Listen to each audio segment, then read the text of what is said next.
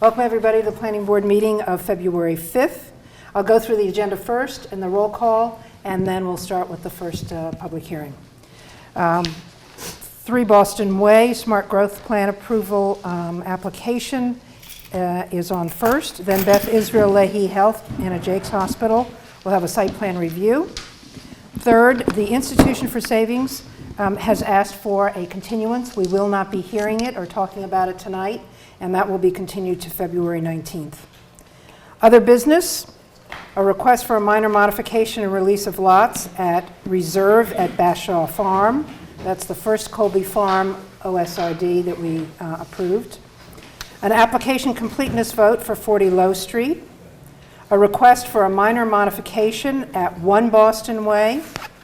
A request for a permit extension at 11 Hale Street, and a second pre-application discussion for 8 to 18 Colby Farm Lane, a second OSRD.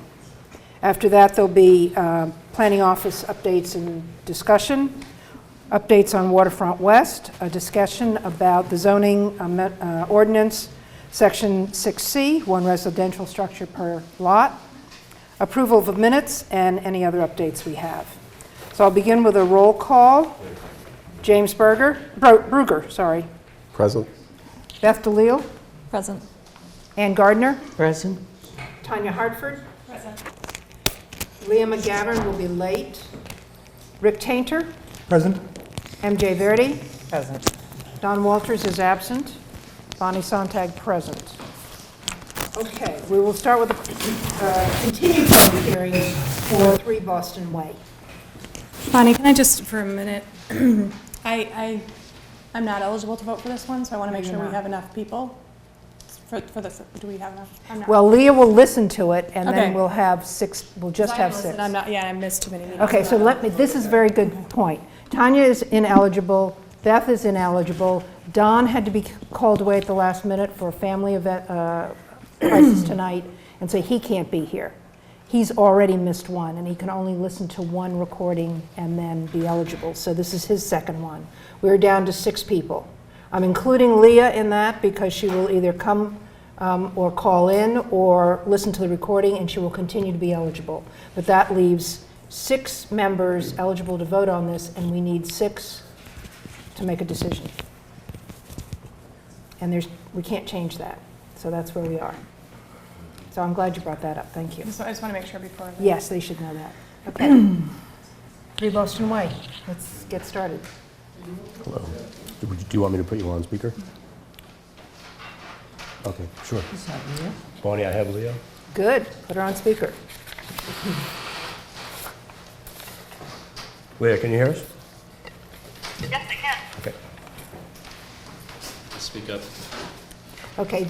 As you may know, the microphone is not for audio enhancement. It is simply for the cameras to pick up our voices for cable recording. Okay. So go for it. Good evening. Thank you for having us. For the record, my name is Scott Cameron with the Mooring Camera Group, 66 Elm Street in Danvers, Massachusetts. Here with Lou Minicucci of 1 Boston Way LLC, Amigo Corporation, for the 1 Boston Way hearing. 1 and 3 Boston Way hearing. My question for you also, we have a minor modification for 1 Boston Way. Do we want to, because we're here talking about 3, be talking about everything together? Or do we want to? We separated them because this is a public hearing, and we do all the public hearings first, and then we do modifications afterward. If you don't want to stay, or if you find it's relevant to bring the 1 Boston Way minor modification issues up, please do so, but do it separately so that we can keep them separate. Okay. We don't want to confuse the decision making. If I may. Yes. I think it's important to call out the substance of what is happening to merge the 2 lots together in terms of the infrastructure and the landscaping and so forth. But as long as the board has that context on this application, and then the modification can be taken up later, I think that works. Okay. All right. And do you have the plans available? Yes, I'm pulling it up now. Okay. Yep. All right. Just be sure you're speaking into the mic, though. So- I don't know how far it carries.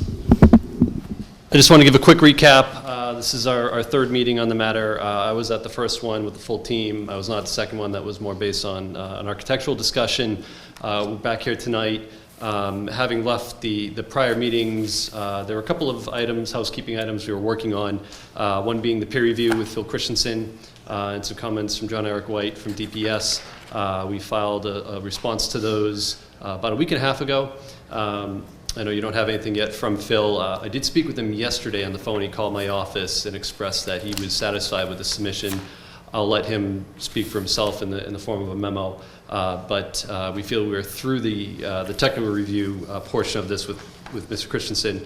I am happy to go through the letter. There were no substantial changes to the plans. As I had mentioned at the first meeting, the review was mainly technical. It was more documentation, going through some more analysis, stormwater, flooding, things of that nature, which we did provide. So I'll leave it to the board's discretion as to how much, or if any, you want to get into with that, or if you just want to respond to any questions you have. Just on the stormwater? On the peer review in general, And the peer anything review in in general. the letter or anything in our responses to Well, that. we haven't seen it, so we don't know what's in it. We have his have- response. You have your response. Oh, well, I didn't read it. I'm sorry. Yeah.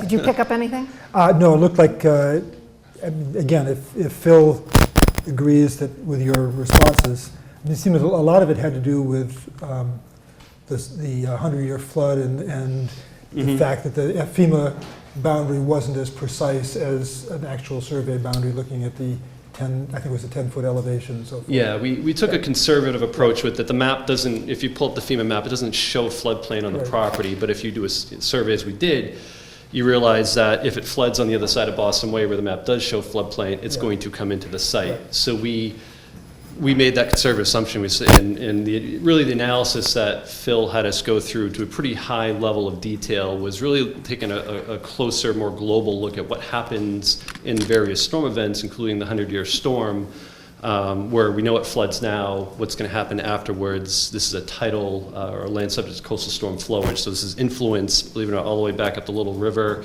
back up this tributary to this site. So this is all tidally coastal-related flooding. And that was really the substance. Most of the work in here was going through that analysis. Very complicated. My takeaway was that there didn't seem to be any disagreements with Phil's comments. It was basically saying, we accept your comments and we've made some minor changes to reflect that. Okay, thanks. All right, so that takes care of that. So we had the peer review. In the submittal, I do have the plans on a thumb drive if that saves you a step. Yep, no, I have your civil. Do you want, which plan are you looking for? The color plan showing both sites, I think, would be sufficient for tonight. It's called revised landscape and Yeah, lighting sorry, plan. I'm waiting for that one. Hang on a second. Because I'm doing it like we're all on, waiting for it. We had been left with a task of looking at the solid waste disposal and recycling area of the property. So we've been working with Gmail Disposal Corp on that and putting together basically a proposal to service the property and what it would take.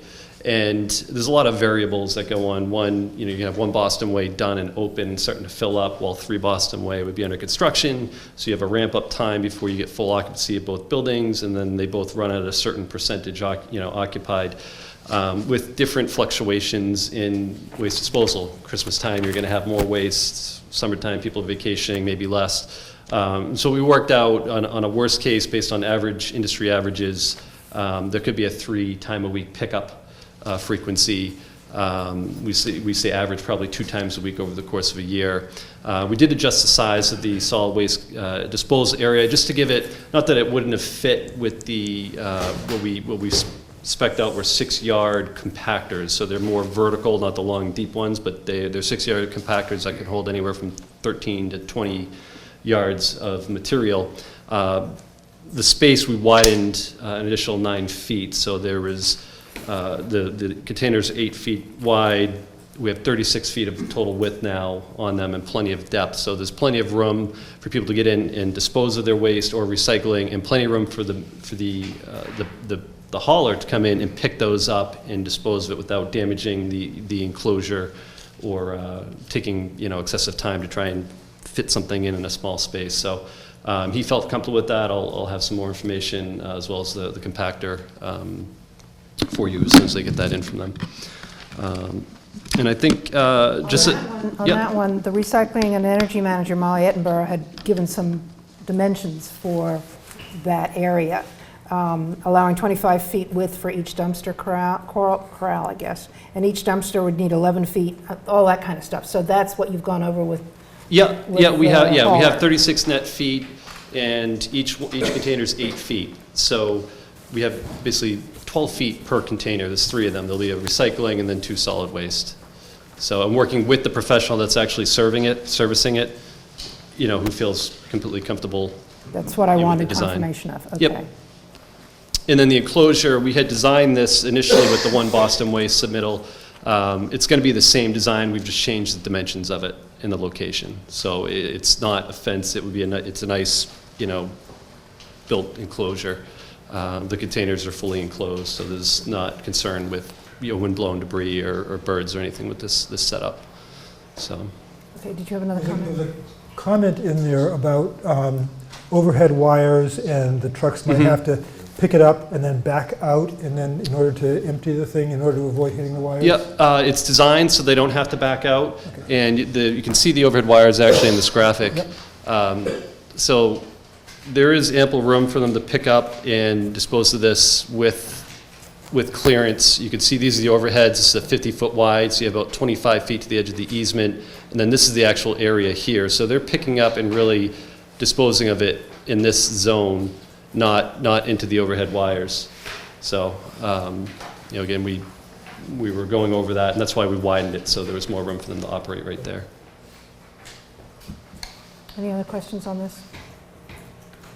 Okay, you want to move on to the landscaping? Is that the We next can. thing? The other update I do have, Oh, you have is that we are meeting with the Conservation Commission. Of course, we had filed a notice of intent. We've had one meeting with them. They're really waiting on the results of the peer review as well, which we filed concurrently with their board, the same package that you received. So there were no other changes or homework assignments for us coming out of the Conservation Commission. So we expect probably to close that application out at the next meeting.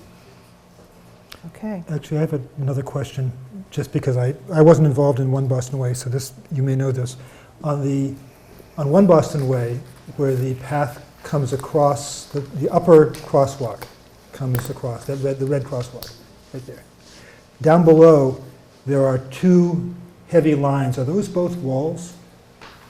Retaining walls? Or is there a grade change there that I'm not? Here? Yeah. Is that a In retaining here? wall? Yeah. Yeah, actually there is. So similar on both sites, we had a little more length from the garage, which is at grade, and everything's designed to positively slope out so the garage is not in a hole.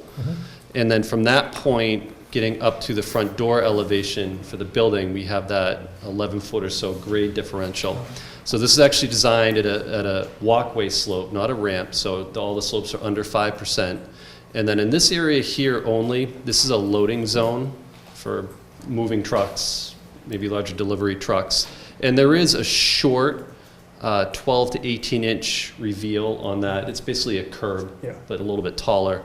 And then from this point to here, this terraced area is at the front door elevation. So this is about 11 feet higher than the grade here. So that is a retaining wall on that side. Thank you. Ready to move on? Yep. Okay. We had some other, what were called minor in nature plan changes. Are you discussing those, or is there going to be somebody else? So this will be on 1 Boston Way? This is on, no, we're on 3 Boston Way. Yep, okay. This is the public hearing we're having on 3 Yeah, Boston 3 Way. yeah. That's what I wanted to do. So we'll be waiting for 1 Boston Way. Yeah, okay. Just any substantive changes. No substantive changes on the landscaping. It's more or less as presented. We've fine-tuned just some of the notes for some of the areas really relating to the Conservation Commission buffers and drainage, just on being in sync with them with seed mixes and maintenance for those areas. But this is more or less the same plan that you had seen in the initial submittal. Okay, then I have a different topic altogether. I was reading through the requirements for the housing affordability, and there's a comment in here, I don't know who I'm addressing this to. Okay. All right, I'll try to. Lure So, myself. the proposal projects project meets the requirements for housing affordability in the following ways. And the second item says, an affirmative housing marketing plan will be submitted at a later date and subject to review and approval by the Department of Housing and Community Development. A submission waiver is requested. I know we had this issue with the first, with One Boston Way as well, and I wanted to suggest not a submission waiver so much as a condition, as we did Yes, could I? before. Yes. I think that the best way to resolve this, and I would recommend it just be a modification of the way that we handled the original decision for One Boston Way. When this ordinance was being written, and I actually was the drafter of this ordinance, we actually originally thought that it would be possible to get DHCD approval in a shorter period of time. It clearly takes a lot longer. I'm familiar with how long it takes, but it takes a lot longer than even I thought. So we recognize that, and so what we did on One Boston Way, and I'd recommend we just extend that here, is we actually did through a modification for One Boston Way already, but allow them sufficient time to do that with DHCD even after the approval of this project by the board. So effectively, if the board is comfortable at this meeting and a future meeting approving this project, the condition, or one of the many conditions of this project, would be that they have to submit that information to us prior to the start of construction or the occupancy of the building, because what really matters is before they can be occupied and they can take financial benefit of the project, it has to meet the affordable housing standards. So but there's certainly sufficient time for them to do that between now and when occupancy, for instance. Yeah, and that's what I was going to suggest, prior to occupancy. I Yeah, thought you'd that's be fine. fine with that. I mean, we're very close with DHCD on One Boston Way, and it's a little bit of a learning curve for them too, because the 40R process is somewhat new, and so they have some kinks that they've been working out.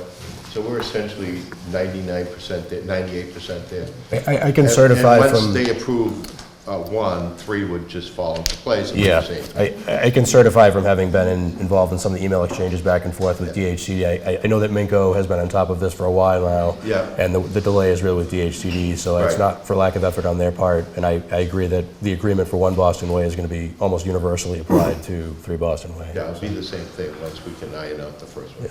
Okay. Does anyone have any questions with any of these items that are listed under affordable housing?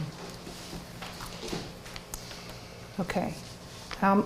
We've gone over the waivers requested back in November, but there's still one that I'd like to see. Maybe we need to pull up the illustration or the facade, the elevations. It's the one that says a waiver is requested to allow changes in plane, color, and materials to be less than 1 foot deep, where a minimum of 1 foot is required to occur at 38-foot spacing where 30 feet is required. And then this is part of the bigger issue about differentiating the facade on 3 Boston Way. And I thought we had agreed that using beige was desirable, and this sounds like you don't want to use beige. You want them, if I've read it correctly. Or is it separate from that issue? To use beige? Yeah, I think it's more... dig out the facade, so that there's more rhythm to the facade. Yeah, and you can see it. I think the issue here is more one of just the overall building design structurally, how this translates from really the foundation, the parking area, all the way up through the building. The 38-foot spacing between the different textural changes here is really, I think, what we're talking about instead of 30 feet. It's just how the building design worked out, but we're still providing that So it's the architectural... distance between, not the fact that you're taking it out. Right, that's right. Okay. Yeah, so I think we're still meeting the spirit and intent of what that provision of the ordinance is trying to get at, and not just having a long wall of one color. We're differentiating that, Greg Smith, just at a little longer distance. So can you clarify, let's say, take the corner, is the red on the same plane as the beige? In this case, yeah, I believe the red is on a similar plane as the beige here. Right, so And it so you just have doesn't that, have the you have that depth. color change. Right. Yep. This was the same waiver that was on One Boston Way. It's the same thing that the board approved on the initial building. James, did you have a question?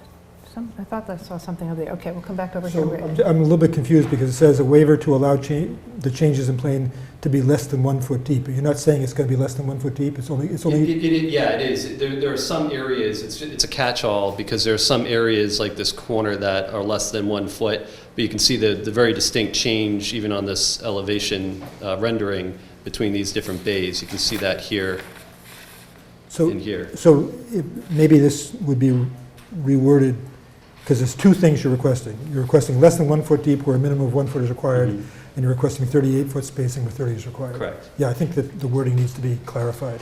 Yeah, if the board agrees with the substance of that, we could reference that language a little better in the decision that's issued with the waiver, if the board's granting it, yeah. Yeah, and Greg Smith, he's on his way up. He was tied at another hearing. He should be here shortly. But we can also, I think, work on the language that makes sure that the intent of... Yeah, of if the that board is request fine with the clear. substance, we can correct the language in the decision that's issued. So can I just confirm again, is the bay a foot deeper, more pronounced than the, Yeah, the individual bays meet it. It's there's meets subtle, that there's, 1 foot. yeah, there's subtle changes, you know, like you pointed out the corner here. Right. So there's subtle areas where it's not a pronounced projection off the building. I understand. And I think that's but the really- 1 foot still exists? You're not asking for, to waive the 1 foot depth from the bay to... Right, so these bays Okay. have that, they meet that, Okay, right? just So verifying. that's my understanding of it. Yes, right. Those corners, we're trying to get a certain look in that corner where you see glass where, and that has been a really challenge, a structural challenge.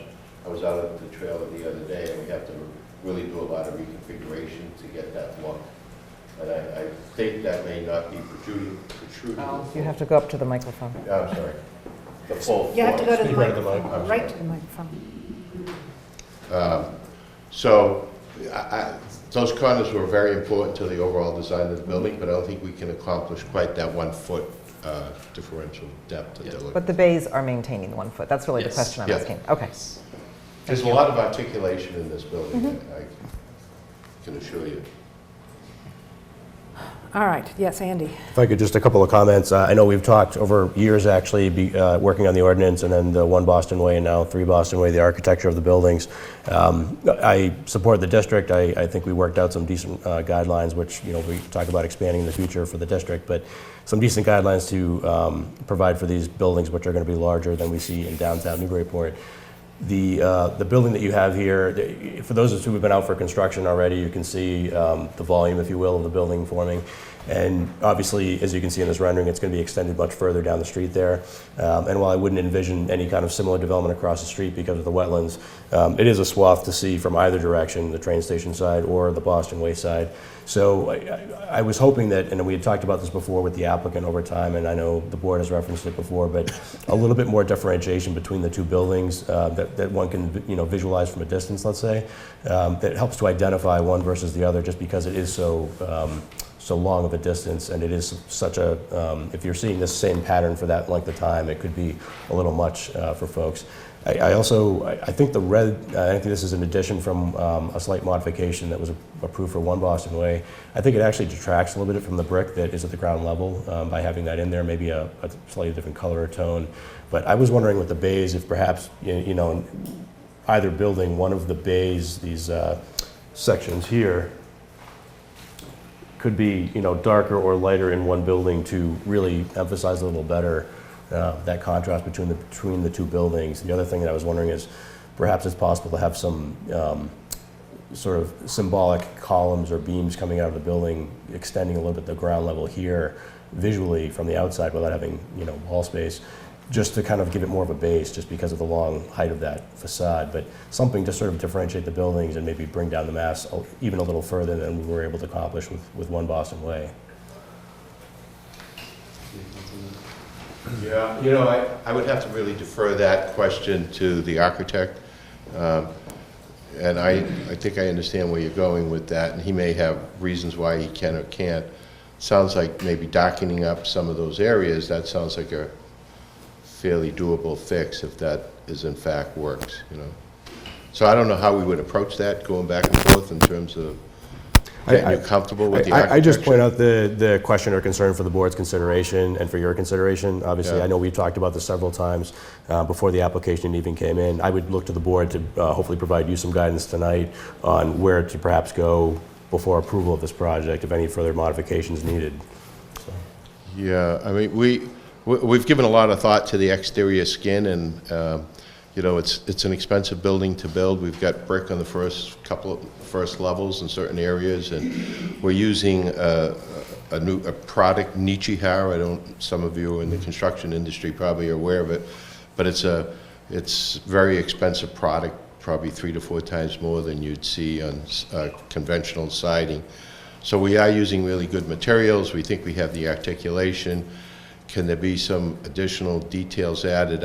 I'd have to leave that up to the architect, to be honest with you. Let's have some more discussion, and then we'll decide how we take Sure. it forward. Rick? So I recognize that I'm not the architectural design person on this board, but to me, this feels really busy. There seems to be, it feels like there are just too many colors and materials here. And I've been trying to figure out what would make me more comfortable with it. And I think what would make me more comfortable is to get rid of that tan and turn it into red, so that you know, you've got the light projecting pieces. Those would probably be okay. That tan piece just looks odd, and I wonder if you could just extend that red around the corner on both sides and just have 2 colors rather than 3. It's just 2 colors and 2 materials. It just simplifying it more would feel better to me. I can't imagine. I mean, I haven't seen buildings with that many colors that work, and so I'm just offering that as just simplify it more, not make it so complicated. Well, I think to complicate things, I'm perfectly happy with the way it is as it's rendered. So. Yeah, I okay. think that I actually wouldn't extend the red. I think that'd be too much red in contrast to the brick. So. Okay, Leah, can you hear us, and can you give us any thoughts on the differentiation of the facade on 3 Boston Way? Oh, maybe she's not there. Leah, can you hear us? Actually, you know what, I'm just entering the building, so I'll be there. Oh.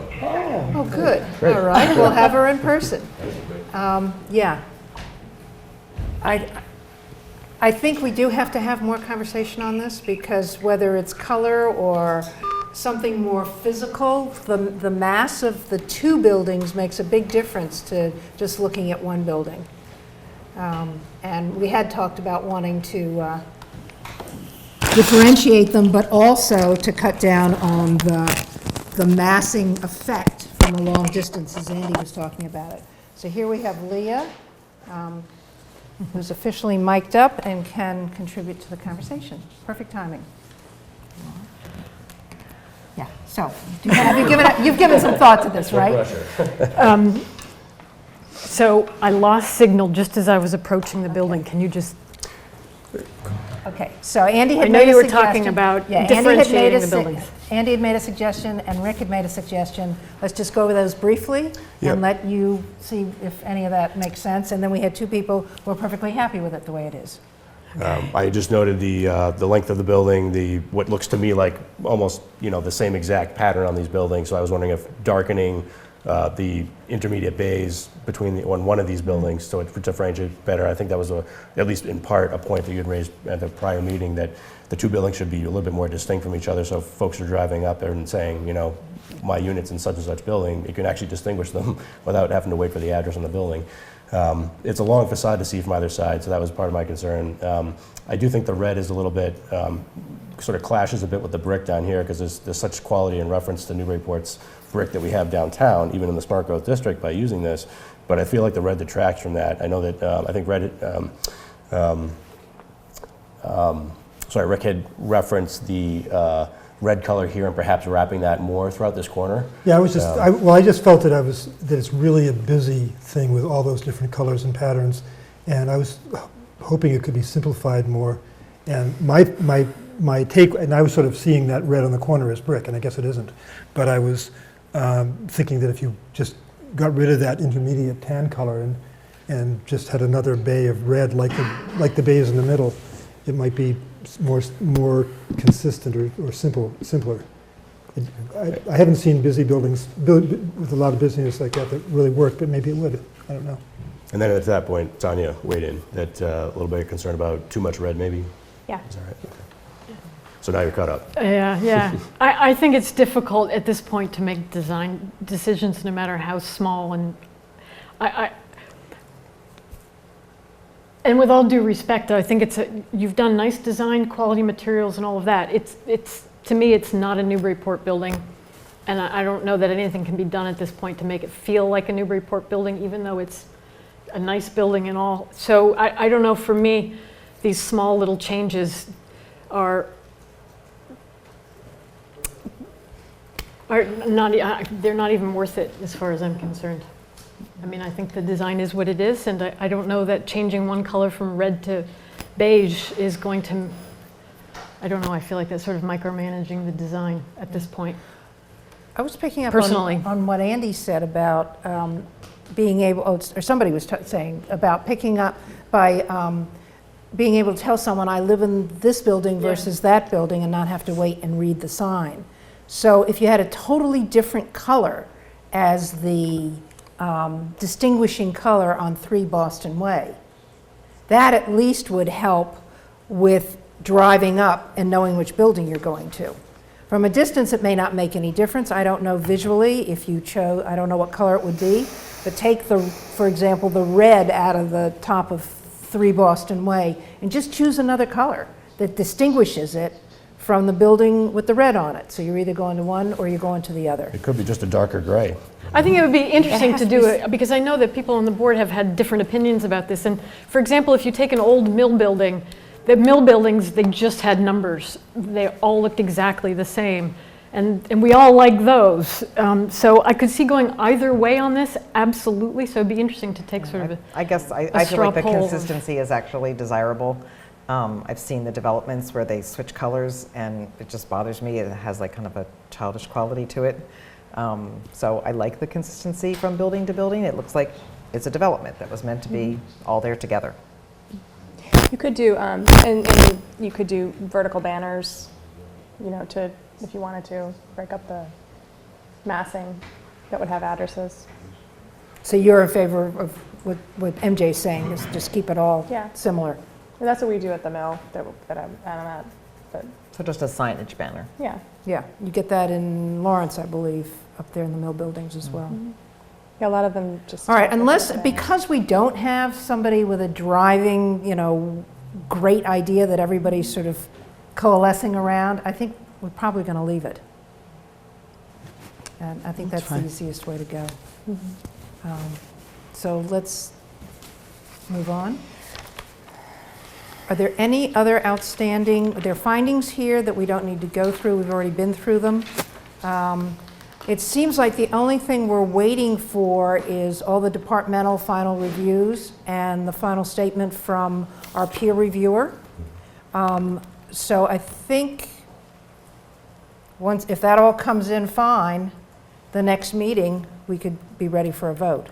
But we're looking at 2 meetings, right? One to take the vote, and then a second meeting where we would review the decision, or given that we've got so much that's in good shape right now, do you think we could do both of those at the same meeting? Yeah, my suggestion, again, I consider multiple factors and timeframes and what the applicant can do, closing the loop with consultants when I make this recommendation. But I would recommend that if the board is substantively, you know, in agreement with what's been proposed here, and we're just wrapping up these, you know, comments from other departments, make sure all those technical issues have been addressed. I would recommend continuing to the first meeting in March, giving time for those things to be completely resolved, no question. We could provide you at that meeting the final draft decision for your consideration.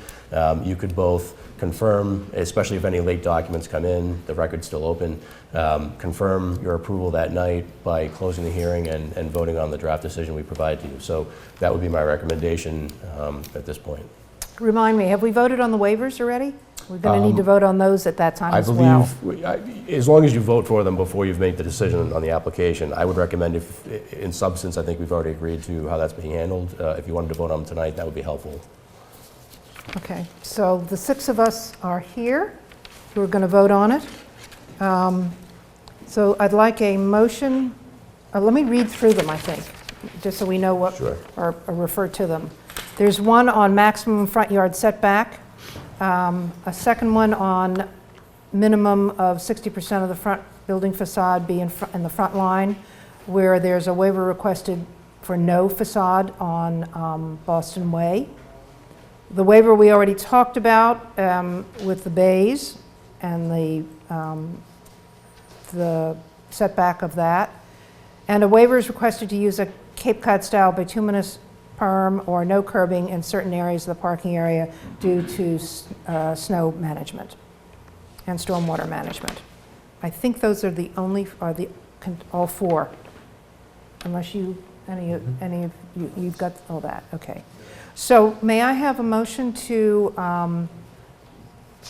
adopt, To approve and To grant approve. the waivers.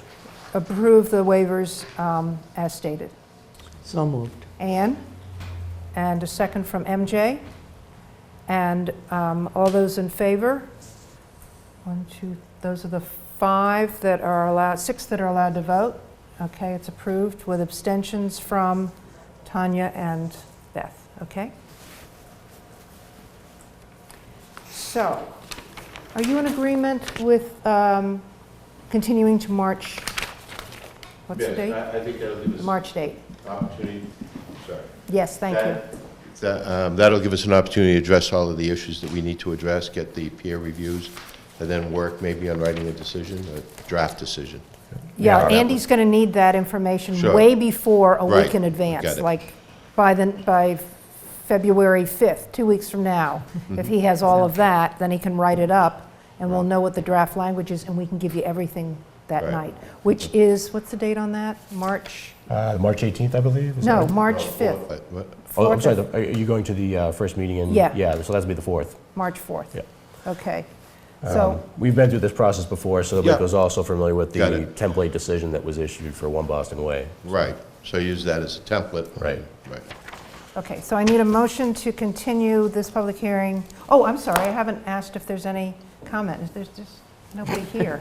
But public comment is open, if anyone would like to speak. No one speaking, so we'll close it, and we'll ask for a motion to continue to March 4th. So moved. Rick? And a second? James? And all those in favor? Okay. We will see you on March 4th, probably to wrap it up. Okay. For the Do we 3 want- Boston Way. 3, right. Do we want to open the meeting for 1, or do you want us to stay and then come back? It's up to you. It might be easier just because we've already got the material out on the screen here to do it right now. But Yeah. it's up to the board. It It's up to shouldn't you. take very long, No, it and shouldn't. my apologies to others who Right. are in the wings. We'll just take a brief break from the agenda on It's sort of a seamless transition. public hearings and move to the request under other business for a minor modification at 1 Boston Way. And let's do that now. Good evening. Again, Scott Cameron with the Moore and Camera Group. There's not much to present here because we've covered the changes that are going to occur on 1 Boston Way. But the area we're talking about is the south end of the property. So mainly you can follow from this crosswalk, down following this curb line to this point, and then over. So this southern end of the property, which is what has been the subject of the review under 3 Boston Way for the new application.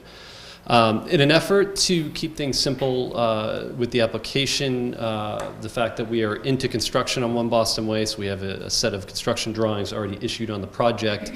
What I wanted to get a read from the board tonight was, instead of reissuing all new plans with all new information that is also the same information on 3 Boston Way, which is duplicating information, what my preference would be with this request for minor modification is to take the plans and just put a cloud or just an indicator around this area that's changing and a note that just says C3 Boston Way, and tie the decisions together to some extent with a condition.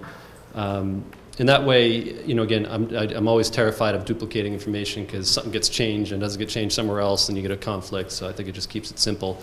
And I believe there were some architectural, on 1 Boston Way, some architectural adjustments, again, that we've been talking about to distinguish between the buildings, just color, material, et cetera, that we've been going through. That could also be rolled into this minor change.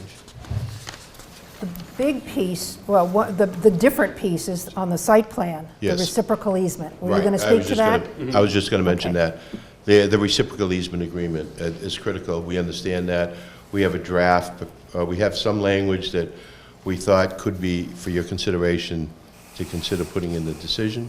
I think Sure. you got it. If you, yep. And maybe you take a could look at go that. through that, you know, the reciprocal easement Yep. agreement area, so it's just the ability to pass and repass. Yeah, Yeah.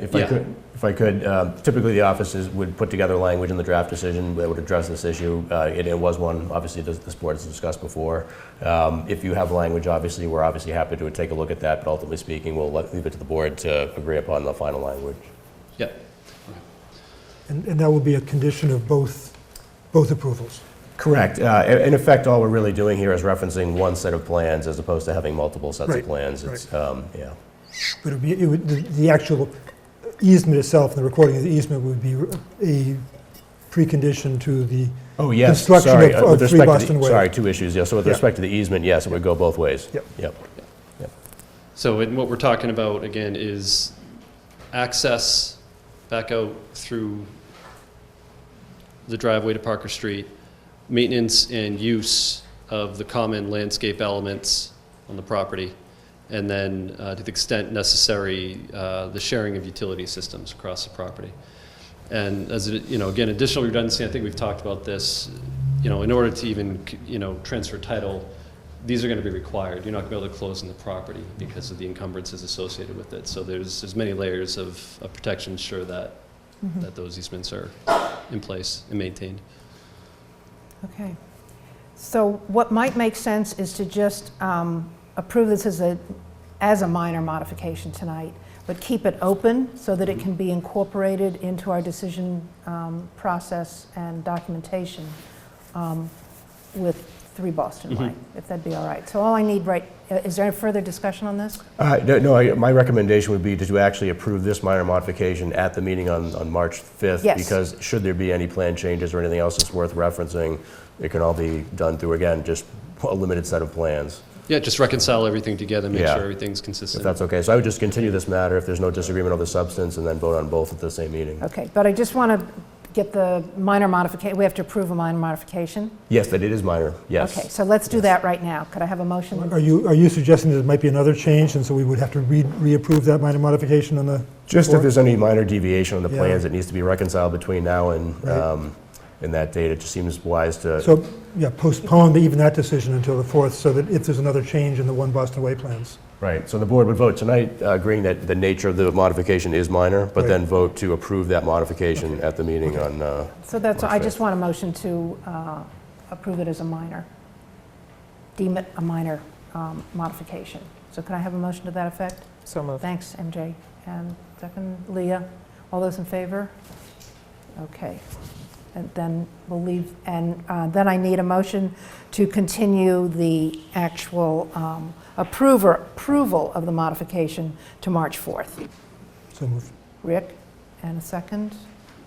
Leah, all those in favor? Okay, thank you. So that wraps together. We'll see you Yeah. March 4th, and we'll discuss between now and then. Yeah. Thank you very much. Right, thank you. Okay, thank you for your patience. Second applicant, Beth Israel Leahy Health, Anna Jakes Hospital, site plan review.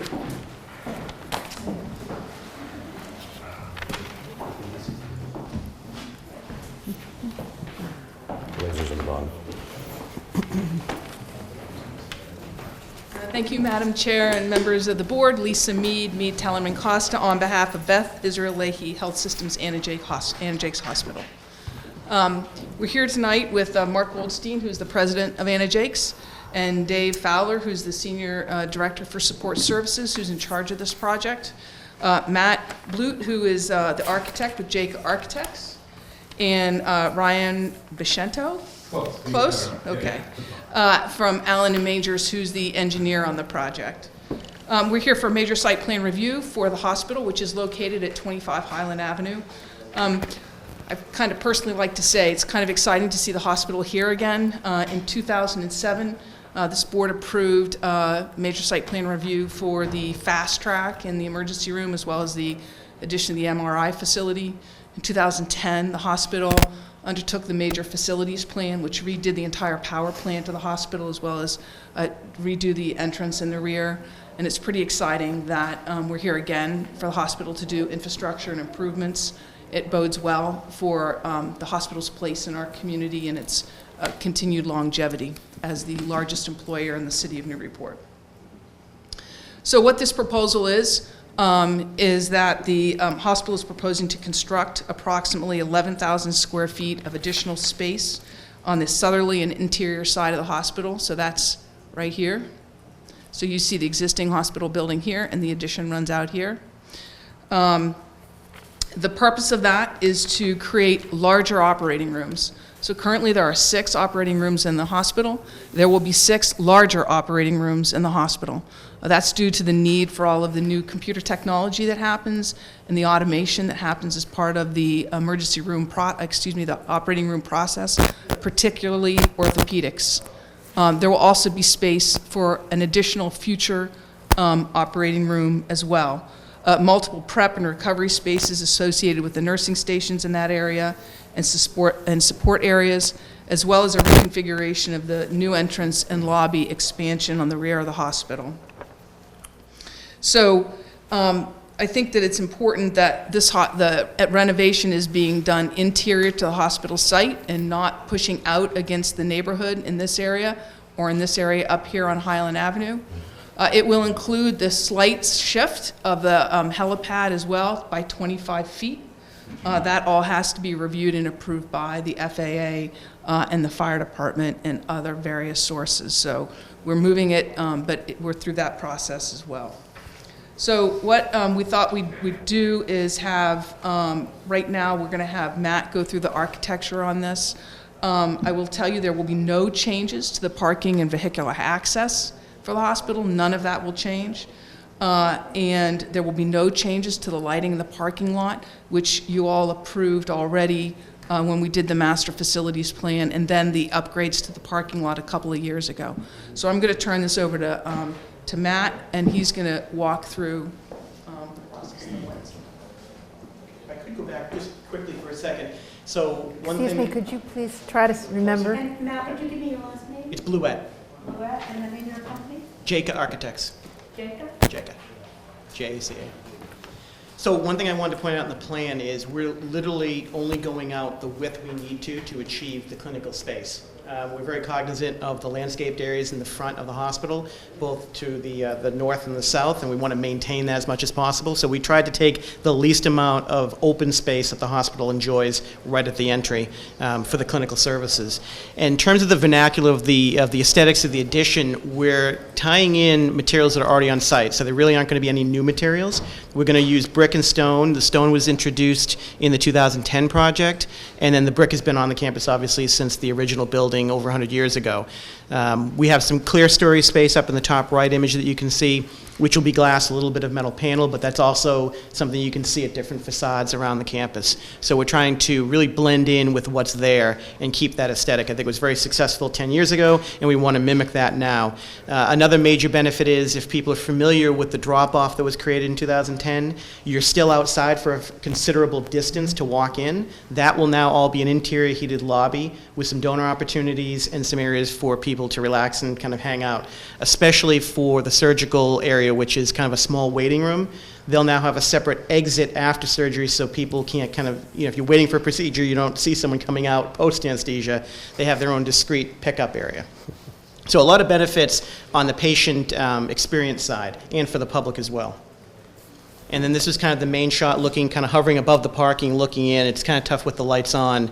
But again, the idea is to blend. We're also not going, obviously, anywhere near as high as the buildings on campus. The building we're hugging was a 1995 addition that's one story. We're going to go a little bit above that because operating rooms need a higher height now with all the booms and equipment, but only about a couple of feet. So it'll still be a very low scale with the entry sequence as you experience now. There won't be much of a change from that perspective. Ryan wants to chime in. So we'll have Ryan take a moment. So Ryan will come up. He's the engineer on the project. He's going to be kind enough to give you a card. And he's going to go through the civil set for the board. Thank you.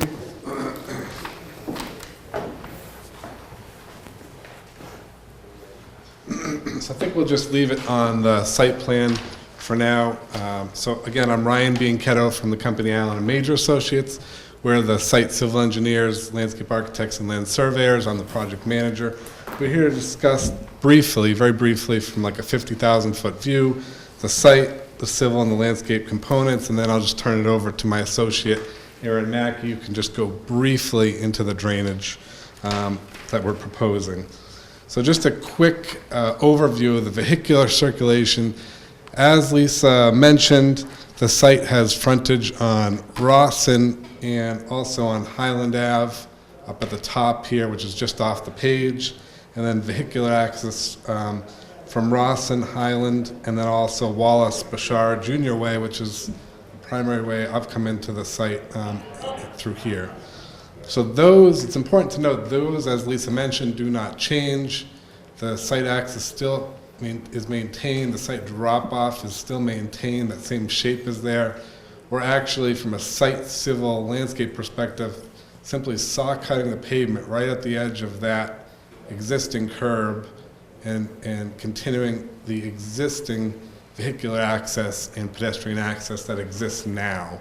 So a quick summary conclusion is on the vehicular and pedestrian side, we're still making connections with the sidewalks, we're still making connections with the parking lot access drive aisles. And then as Lisa mentioned, there's no changes to the overall parking count. At the end of the day, there's 511 spaces required and 799 provided. The only change is just due to this helipad that we're proposing shift just southerly, just a little bit, to accommodate the OR addition. We did need to take out this dead-end parking, which wasn't necessarily the best circulation anyway, and improve it with head-in parking right in front of the helipad. So again, there's no changes to the overall parking count. We're taking out 10 and we're putting 10 back in that same exact location. So that's the brief overview of the parking site and circulation. As Lisa and Matt mentioned, it is a 11,000 square foot addition in this L shape. Primary entrance into the site from the drop-off is still maintained. That'll be right here from a site perspective. The canopy is going to be maintained. And so the improvement, as Matt mentioned, was instead of walking outside to get into the hospital, that'll all be part of the hospital building itself. Now, there'll still be a terrace at the upper level right here, and then all this landscaping that does need to get disturbed and site walks to put the building in is simply going to be replaced, so there'll be the same geometry, the same beautiful experience as you walk in with lush landscaping and walls in this vicinity. And then there is still a terrace at the bottom at the lower level entrance where there'll be tables and chairs as well. So the takeaway is, from a site perspective, we're not really changing too much, just shifting some things around to accommodate that new addition and the helipad. The helipad, as was mentioned, exists on the site just north of the proposed helipad. Due to the building expansion, we're going to shift that down a little bit, and actually it gets enhanced because we're going to meet the latest current FAA guidelines, and so we're working hand in hand with MedFlight. We're following FAA guidelines. There's very specific setbacks, lights, paint. It gets very detailed. So that's all being taken care of, and that's shown on the plans that you see before you tonight. So those are some of the major topics on a site level. In terms of underground and at the civil level, the existing drainage is going to be improved. I'll get into that very briefly, but there's not substantial changes to the drainage. Existing utilities that exist that come water, sewer, gas that comes into the hospital still is maintained. From a site perspective, we're not actually changing that. The new addition is going to simply connect in to the existing utilities for sewer, water, gas, electric, etc. So from a site perspective, utility perspective, the only addition is some improved drainage. Aaron can go into that in detail, but basically the stormwater meets the 10 state stormwater standards that the City of Newburyport requires. It incorporates the typical best management practices to provide stormwater quality, conveyance, and even an enhanced groundwater recharge. The big takeaway in drainage, without getting into the technical aspects, is this underground infiltration system you won't see will be beneath the grass next to the helipad. There'll be some pipes or water from the roof is discharged into that infiltration system to recharge groundwater. So ultimately, Aaron, my colleague, Aaron Mackey, a professional engineer, can get into that in more detail, just briefly. Before we go there, just a quick conclusion. You may have received some feedback from the town planning department and a few other departments. Basically, you may be aware that the project has been in constant communication with the town of Newburyport, primarily through the planning department, having a lot of informal meetings before we even gotten to this formal step of making a submission. So we've taken a lot of that feedback into account, and the site design has also undergone a peer review successfully prior to the hearing tonight. So we did get a letter back from your independent peer review consultant that basically said the site development is adequately addressed, meets the state the requirements in your site plan review bylaw, and basically was a gold star submission for a little bit of a boast. So I didn't read that. I don't often get to say that, so that was kind of nice. But we do appreciate that. So at the end of the day, we are here before you for the permit for site plan review, and then we're also going to City Council. So with that, I'd like to just turn it over to Aaron, and then Lisa can kind of conclude and we can address any questions. Thank you. Hi, my name is Aaron Mackey. I'm with Allen & Major as well. I was the civil engineer on the project. The drainage design here is very simple. You can see Brian touched on, there's a subsurface infiltration system here. That system's going to be a 36-inch corrugated metal pipe that's perforated, surrounded in crushed stone, and that's under the ground. The system's going to receive the entirety of the new addition stormwater from the roof. So that water's clean, coming off the roof, and it goes directly into the infiltration system for recharge. We were required to put a subsurface infiltration system in because with the new addition, we had a slight increase in impervious area that was approximately 3,800 square feet of new impervious. So based on Newburyport regulation and state regulation, we're required to provide recharge for the new impervious area, which the new system accomplishes that. Also, within the site limits, the infiltration system will reduce stormwater flows from the previous condition, reduce the flows and the volume of water that contributes to the surrounding drainage infrastructure. The system is the only new drainage we're proposing. All the existing drainage infrastructure will remain intact and remain unaffected, and we will reduce the flows to all the surrounding drainage. So the site will be improved with the installation of the infiltration system. As Ryan mentioned, the design was peer reviewed by Philip Christensen, and he had no comments with the design. So at this point, I'd like to pass it over to Lisa. So I'll just get on Allen Major's bandwagon because if you saw Phil's letter and his email, it was the first time I've ever seen him come back on his first review with a complete, clean review. And Allen Major should hang around because I think they might get some business in town. I don't know. Also, John Eric White sent an email late today saying he's completely satisfied with the plans. He had an issue earlier regarding showing one of the water mains on the plan. That was addressed today. He sent an email late this afternoon that said he's completely satisfied with the plan. So all the city review has taken place from a civil point of view, and they're fine. Also, as Ryan suggested, we, of course, this is in the GMAC district, and so we'll be going to the City Council for a modification to the special permit for use. That has not been scheduled yet, to my knowledge. although we have filed the application. We will also be going to the Zoning Board of Appeals for a variance regarding one of the signs. So the donors, a certain number of donors have some signage on the back, like the Capilupo entrance. That's going to be above now what the height limit allows under the ordinance. And so we'll be going to the City Council, the Zoning Board to get a variance for that permit. As the board knows, the board granted a waiver for our complete environmental and community impact assessment, and the board granted a waiver from a traffic impact analysis as well. So I'll just skip to the criteria because, as Phil indicated in his letter, we submitted everything we were required to submit. So under the criteria for site plan review, the board reviews whether or not the proposal meets the community character. Of course, this is in the general acute medical district, and under the ordinance, the purpose is medical facilities, dental or professional buildings. By the explicit terms of the ordinance, of course, that's what this use is.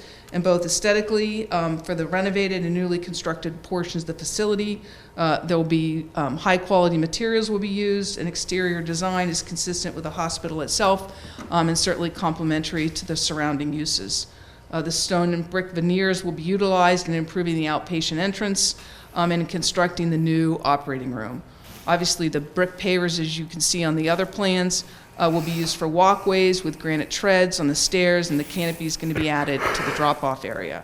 New landscape will be added throughout the areas for the proposed improvements, and I might add that some of the landscaping will be used in kind of an environmentally and obviously cost-effective way. Some of the landscaping is just going to be moved and reused in addition to some of the some new landscaping. The rooftop mechanicals will be appropriately screened. And of course, we showed all those on the architectural plans. Traffic, parking, and public access will not have any impact, although quite frankly, public access will be improved to the facility itself. The health effects, the project will have no negative impacts on public health or safety, quite to the contrary. The improvements to the facility are not themselves expected to create hazardous materials or transmissions, nor increase in patient volume is anticipated. As far as the public facilities and utilities and services, both the water and sewer demand for this facility will be as it exists today. Allen and Major did do a study of that. They concluded that the desired renovations to the construction of the facility will not create an additional demand on the city infrastructure. Again, we're merely making the operating rooms larger, providing some extra support services in area. In addition to that, all of the new operating rooms will have to meet all of the DPH standards, obviously, for health facilities and operating rooms. And again, there will be no new net increase on patient volume. From a land use planning perspective, the proposal is consistent with the 2017 master plan, which recognized the importance of a diverse economic base.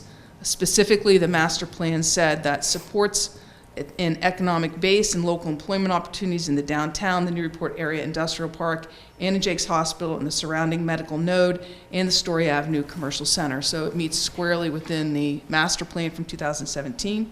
As I noted in my opening, Anna Jake's is the largest employer in the city of Newburyport, and this will only help maintain its grounding in this city.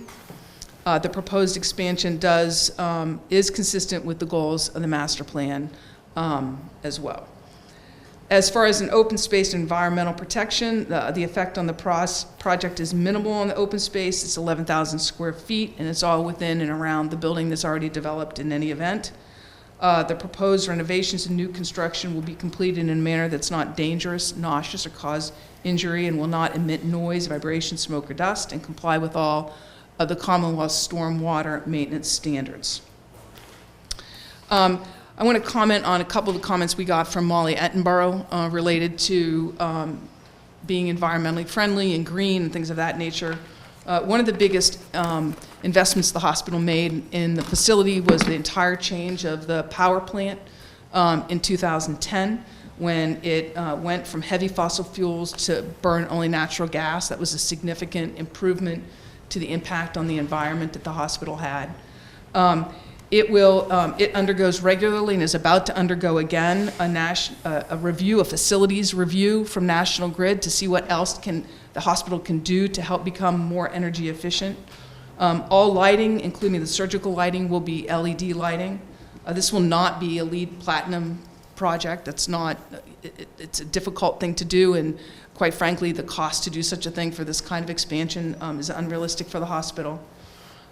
So the hospital will continue to do what it can. It's beneficial to the community, it's beneficial to the hospital and its patients to take actions that are, make the building and facilities more energy efficient, but certainly the 2010 investment in the facility and plant made a giant step in that direction. So with that, what I'd like to do is just turn it over for a minute to Mark Goldstein, who has a couple things to say.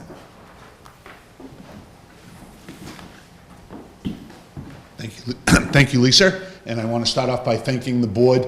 It's nice to hear Lisa reflect back. I've been part of Anna Jake's for the last 15 years and have had my fingers on a lot of these projects, and the partnership that we have with the city and working through these initiatives, we've been able to invest close to $70 million in our community hospital in that time frame with all the wonderful projects. Lisa, I will correct you.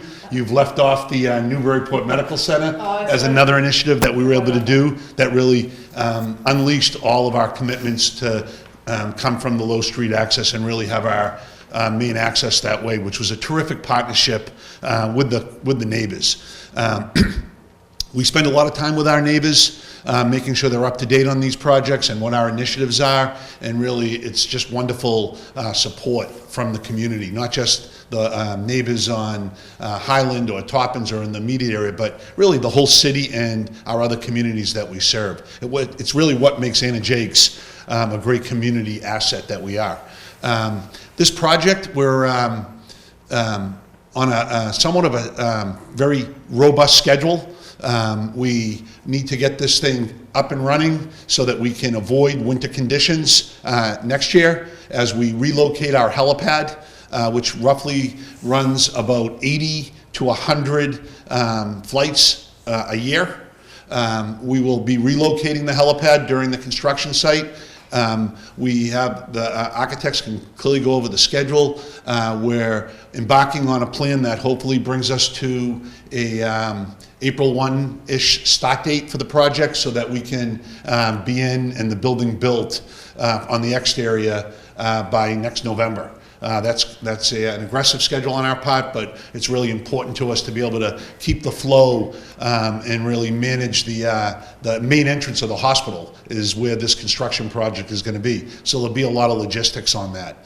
I do want to thank everybody for supporting the hospital for all these years. This is a terrific project that will really expand our orthopedic and other surgical capabilities. We do 5,000 surgeries today, and with the expansion and the growth that we have, including our recently announced affiliation with Beth Israel Lahey Health, and really having Anna Jake's expand its orthopedic program to become the New England Baptist orthopedic program with the partnership with our friends from the Baptist in Boston.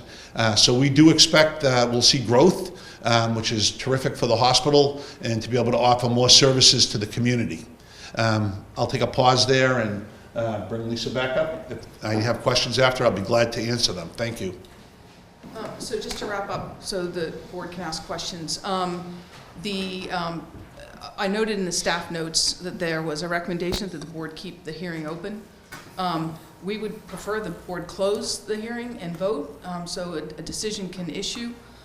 We know we have to go to the city council, but the city council it's a use modification. And obviously they're going to see the plans because they modified the plans that they originally proposed. But we're pretty confident that there's not a lot of tweaking to happen to these plans from an architectural or building point of view. And given the time period, the hospital would really like to move forward.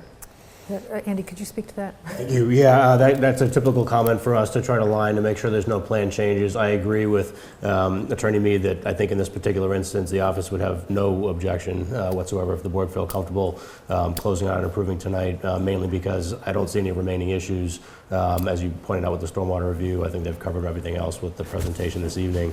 And if the board feels comfortable with that, I don't expect the city council's approval to change anything on the plans that you see today, especially given that none of this is really facing the residential district. It's all interior to the site. We have a draft decision. I'm sorry? Do we have a draft decision? No, well, this is actually a modification, so unless you have any special conditions, we would be coming back to you with the boilerplate conditions that you've seen. So unless you wanted to add any special conditions, which I don't know in this instance what you would need. Parking's accommodated, all the access points out of the site have already been done historically, so. Well, yeah, but follow up to what Tanya's saying, I mean, any decision we take is now got to be a two-step process, right? One where we approve it, so you know you've got the approval, Right. and then the next meeting, we look at the language. Yeah, Oh, you mean you're saying because site plan review is so boilerplate, unless there's, oh, I just got I- it, sorry. Yeah, It took me a little while. In essence, what I'm saying is, Yeah. yes, that's our usual protocol. But with this with is so complex decisions. straightforward. This was relatively straightforward. So again, I know there's been discussion about that, what makes sense. I think in this particular instance, I don't see any harm in issuing an approval with the boilerplate conditions that the board issues. So that with- we don't need to review the language at a separate. That's your another call, and meeting. I fully respect if the board wants to do So that. that's the issue on the table. Does anyone see a need to do it in two steps, to approve it and then come back and look at the language of the decision? You have public comment, I don't know. No, we're not finished yet. Yeah, no, I I know, I I'm want- there, I'm there. Yeah, so we're just going to finish this particular piece of the conversation. Okay, so first I want to have board comments, and then I'm going to ask for public comment. I have a comment on so what's your proposed staging for construction? So what are you planning on doing as you're constructing? This is your entrance, right? This is where you park and you go into that entrance. Are you going to be shifting people around? Where are people going to be going in during construction? I'll take that. Hi, I'm Dave Fowler, Senior Director of Support Services for NJX Hospital. I'll be running the project, as you heard earlier. So, Yeah, could you stay half the speed? half the speed? Okay. Yes, just your name. It's a She nerve. needs your name. I'm David Fowler. David Fowler. Okay. So, With? with the NJX Hospital. Okay. Okay, so as far as entrances to the hospital, so there is, right now we're looking between the Higgins Conference Room and the doctor's office building. There is an area there that we will turn that into a handicap accessible entryway into the hospital, because we will be affecting access to the emergency room from the parking lot. We'll be affecting access into the building on the first level and at the lower level of the Capillupo entryway. So all three entrances are going to be affected at one point. We're still working through the logistics of how we're going to get people from the parking lot to the emergency room, but we're certainly not going to start until we have that covered. Bond Construction's our construction manager on the job right now doing pre-con, and that's one of our tasks that we still have to do, is to figure out how we get from the parking lot to the emergency room during construction. As far as the helipad being out of commission, we're meeting with the fire chief, Medflight tomorrow, hope weather dependent. We've already been in conversation with them about alternate landing zones. I know the mayor had some concerns about us landing at the school. We're looking at some other alternative sites, so that'll be addressed as well. Certainly we'll have some type of helipad operational during construction.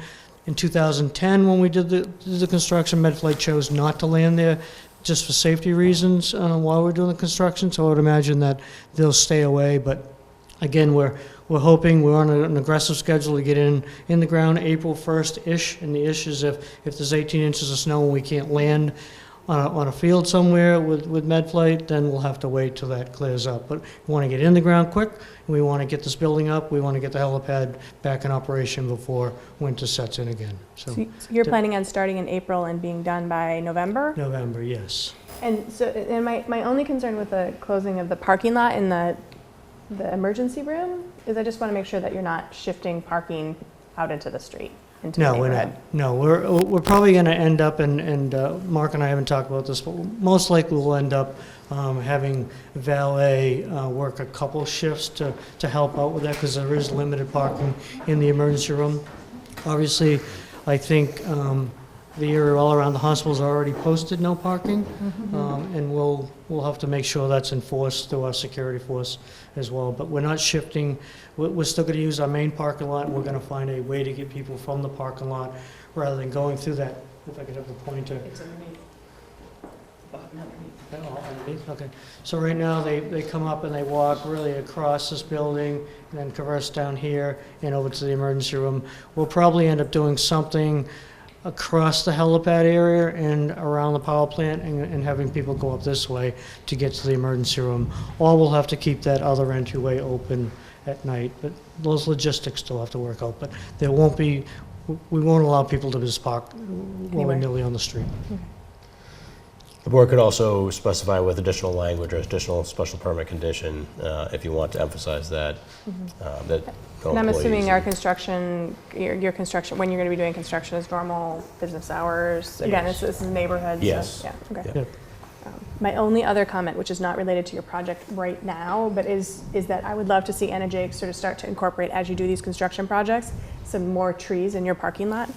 Because I'm just looking at it and it's just a big open concrete or asphalt, wasteland. In the parking lot itself? Yeah, and you don't have to do that as part of this, but it just would be nice as you Yeah, start to well- think about improvements to maybe, come up with a tree plan. Well, I can comment right now. I mean, we have to take, where we added the parking lot next to a Veeder several years ago, we left a lot of those trees intact to try to do that. Those, against arborist advice that they'd all die. Well, they're starting to die. So we are this weekend taking some of those out, and the hospital has committed to putting a lot of trees back in to create that buffer there as well. Okay. I'm not going to hold up here. It was no. just a comment as I'm looking at the aerial and I'm thinking about it. We certainly look at that real serious, and Delia O'Connor, our past CEO and president, is still involved in that heavily, and make sure that trees are in place, and we want it to look good too. So, Okay, that's all I have. you want to add anything, Mark? Or? No, I think you summarized it. Nobody's going to hear you unless you want to come up here. Thanks, David, and I really appreciate your comments. We are very supportive of making sure the campus looks well in the community, and we'll be addressing those as we bring the project further along too. So, Again, it's not related to, it's just Yep. more as you start to think about your master plan, Thank just thinking you. about how you can incorporate them. I have two comments and a question, and one is related to your comment. There's inconsistency with where there are trees shown in the renderings, and I know it's just a rendering, so probably you don't bother with the trees, but right around the terrace, I believe I see trees in the plan. Yeah, so these are taken from the landscaping plan, is that right? That's right. Yeah.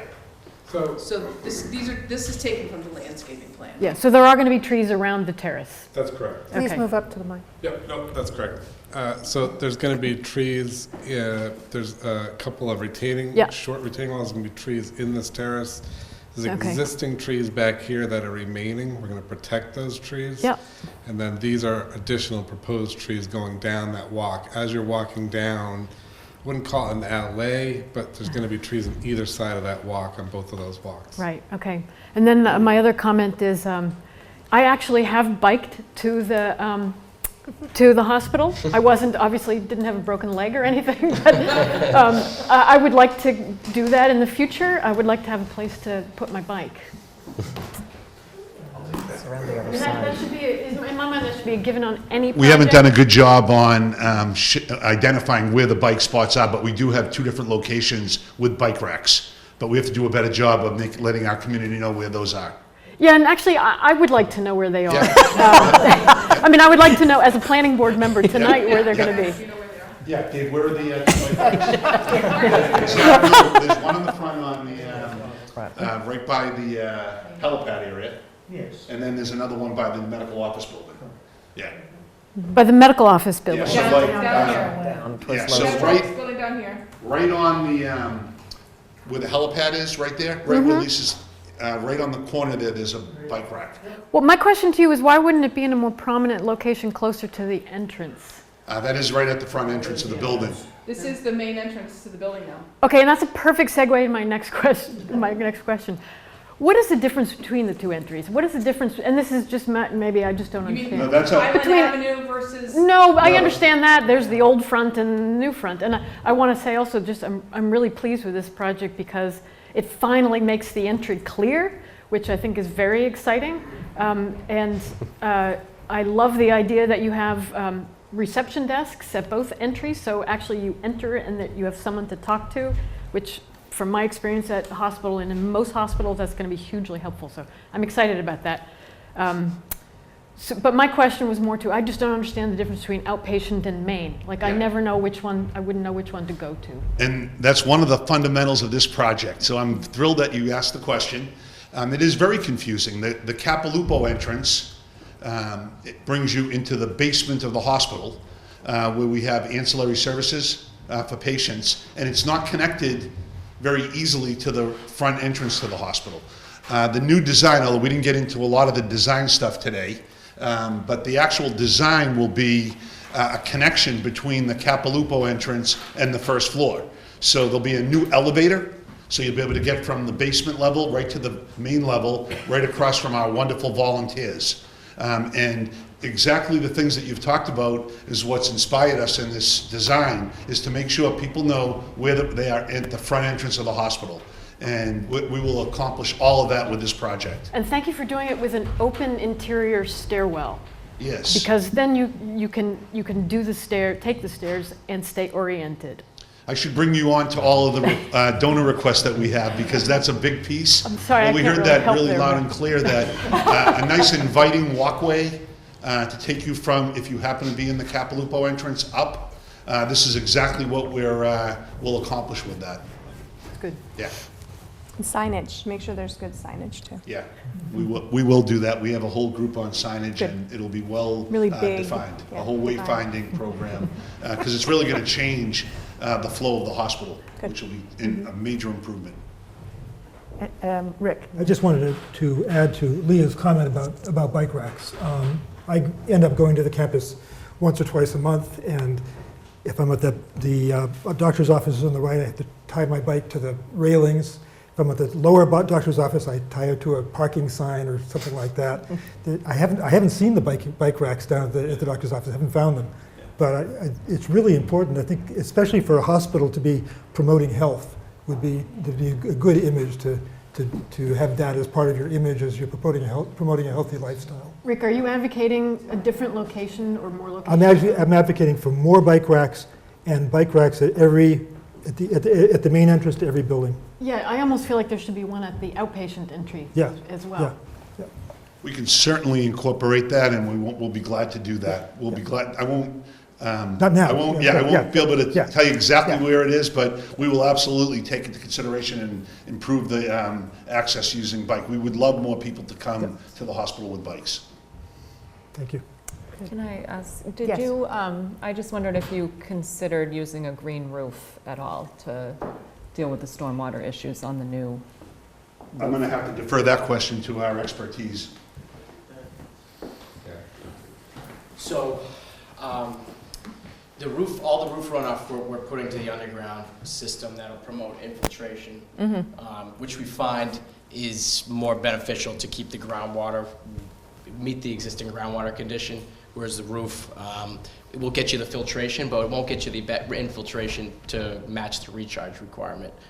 So that's why we went that way with the stormwater. Thank you.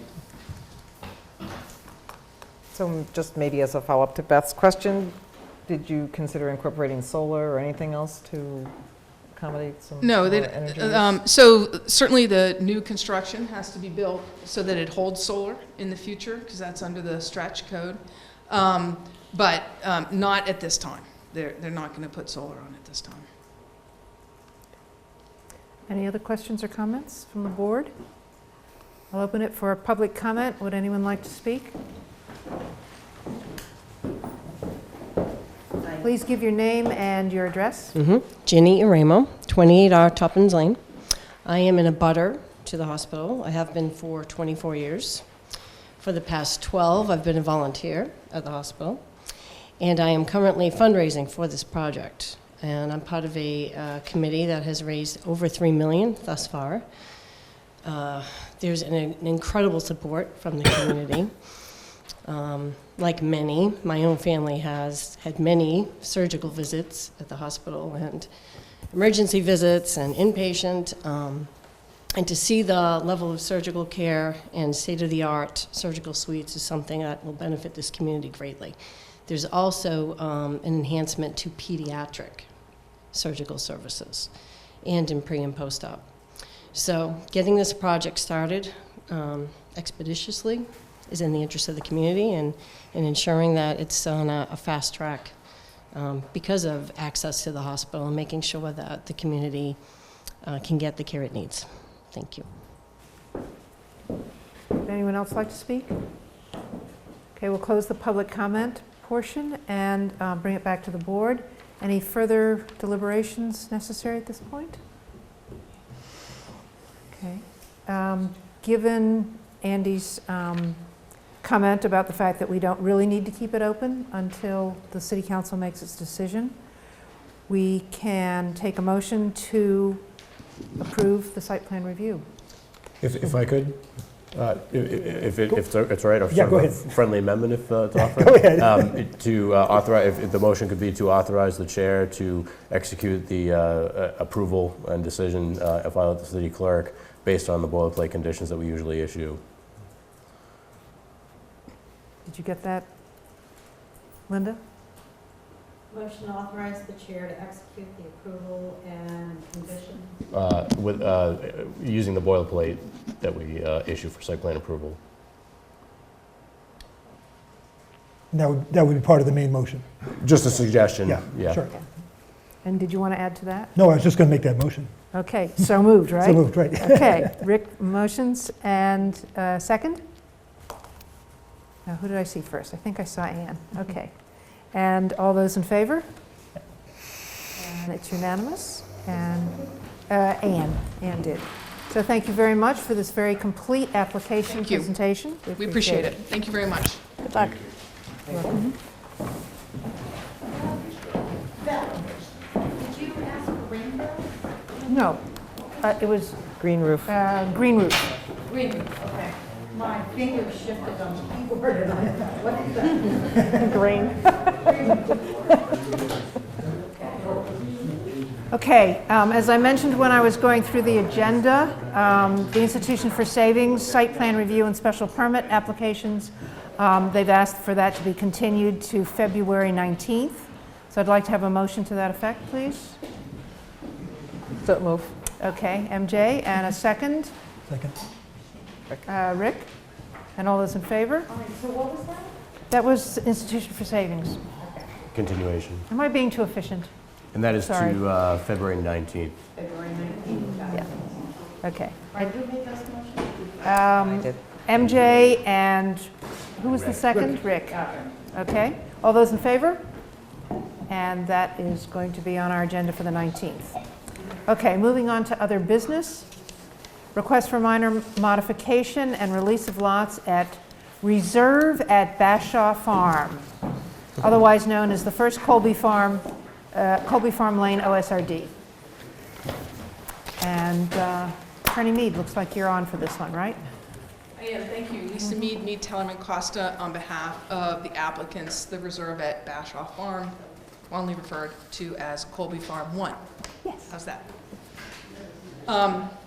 So we filed a request for a minor modification on January 9th. The applicant is working diligently to do all the infrastructure at the project, and a couple things have come up. They would like to start construction on some of the homes that they have agreements on.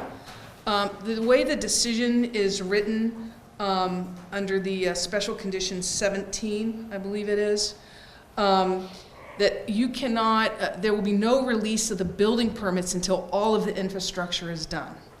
So typically, we would have no release of the occupancy permits until all the infrastructure is completed, because you have the covenant, and the covenant protects the board to make sure the infrastructure is complete before you release a lot for sale, right? So the applicant would like to have the board do a modification to allow the release for building permits of lots 1, 4, 10, 14, and 15. 1 and 15 have immediate access to Colby Farm, so that they have access for emergency purposes or construction vehicles. The applicant has spoken to the fire department, and 4, 10, and 14 can all have a temporary drive put out onto Colby Farm to get construction equipment off of Colby Farm Lane while the road is being built, and the fire department doesn't have an issue with that at all. So we would like the condition modified to allow the building permits to be released so they can start construction on those dwellings.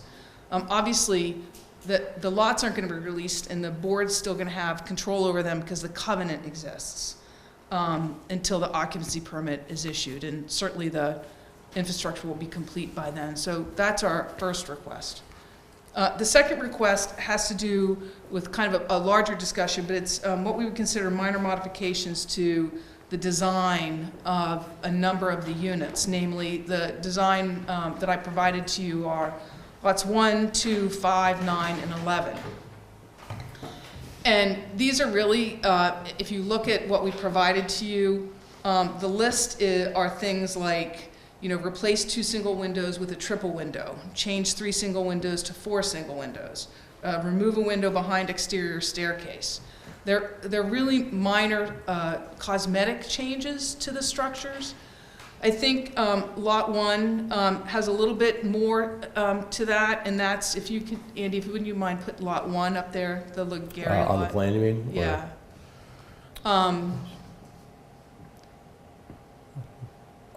Are they in sequence, or are they? They're not. I guess they're not organized in any. There you go. That one. So that one has a few more changes than the other ones did, but they're really minor. Most of them are cosmetic changes. They certainly don't change the footprint of the structure. And so I actually have another one this evening that came up, because what is happening is we're getting these under agreement, and buyers are saying, well, can you move this over here a little bit, or can you move that over there? So my request to the board is, if we don't change the overall style to the house, can Andy approve these changes, or do we need to come in for all these changes all the time? Or is it something you want us to bring to the board? So let me just give you an example. We have Lot 7, which has just come to us just in the last day. That's why I have it right now, which is not on the letter. But so the cover shows you the list of requested modifications. But again, the porch columns are reduced from 4 to 2. They selected the seasonal porch, so there's a little bit of a difference, and you already had approved seasonal porches. The deck was moved to the right to accommodate the 3-season porch, and the left side of the house was extended to match the right side at the 36-foot depth. So we're not wholesale changing these structures. The design are essentially staying the same, and so we're happy to come in every time we have one of these happen. I just don't know if it's something that the board is going to want to review. All right. Andy, do you want to start on that, to give Sure. some context? On that last particular point, we, the office, defer to the board's preference. We don't have any objection to what's being requested here. This type of condition, or request for a type of condition, comes up very often because of the inefficiency with working on little particulars like this and having to come back to the board for every little detail like that after a conceptual approval of a plan. So I can't see any problem with that from my perspective. And would be fine if the board wants to approve and authorize further architectural changes, within the general scheme of the architectural approvals previously granted. And then obviously we would always bring back something that we felt that deviated from that to substantially. But to me, that would be perfectly fine. With respect to the lot releases. Can we just stick on one? Yeah, sure. Let's just stay with the design first and try to get through that. And then and here's like the other kind. So here I just I handed out the other thing that just came up. So this is Lot 4. We're not changing anything on Lot 4 as far as the house is concerned, except for we want to flip it so that the garage is at the other end, and that's because of ledge that's on the property. So all we're doing is changing the garage from one side to the other. Everything else is staying the same. I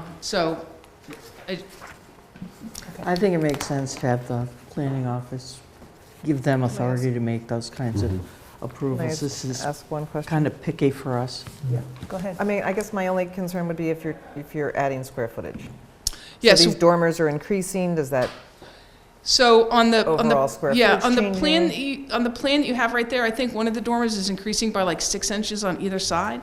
Yeah, that's minor. Yeah. I think if you were to authorize the office to do it, we would essentially look at this, and if there was substantial additional square Right. footage or essentially volume, Right. we would That's consider what I'm that to be concerned something about. that has to go back to the board. Right. I don't disagree with that. Yeah, and I was thinking roof lines. Right, substantial changes in roof line, orientation. structure, yeah. If you're just flipping the garage, that's still on the same side, so, if it works better, that's fine. But if you put the garage on another side, as you know, we're really concerned about garages being subservient to the house design. Right. So we would want to look at that if you had to change it. Right. So I think obviously the staff know what we're concerned about and vice versa, so we could delegate that to you, and you can bring it back to us when we need to. Yep. But, we do approve designs during the initial process for a reason, so we No. all know what's going on. But what I like here is this is all market-driven. They've got real-life buyers, and they're the people making the changes, so. Yeah, that's what, that's That where that's who we're makes sense. we're responding Exactly. to. Yeah. Now, I just wanted to make it clear that it's not, that we take seriously our responsibility to look at the overall design when it first comes in, and if there are minor changes for good reasons, that's fine.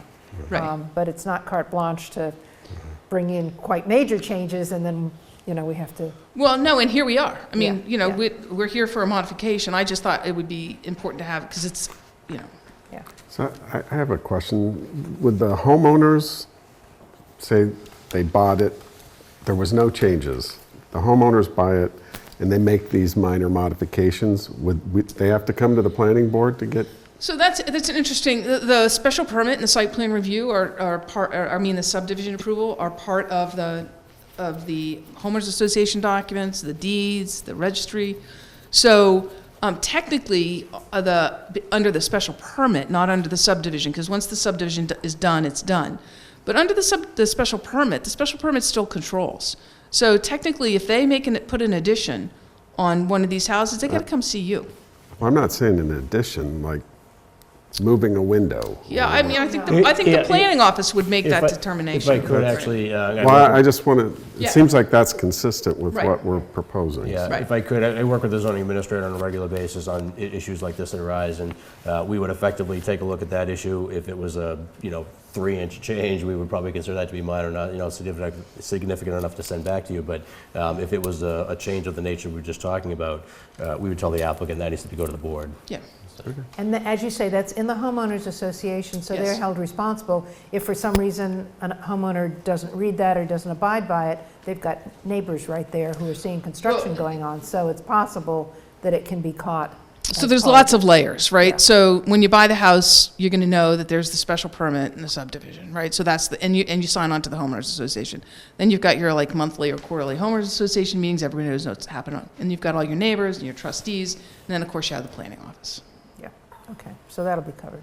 Rick? So just from a matter of being consistent, so if we didn't have this, if we didn't say here that we're going to allow Andy to make those decisions, they would have to come back to us. Or we would normally, often, like out at Evergreen, people come back to us for changes.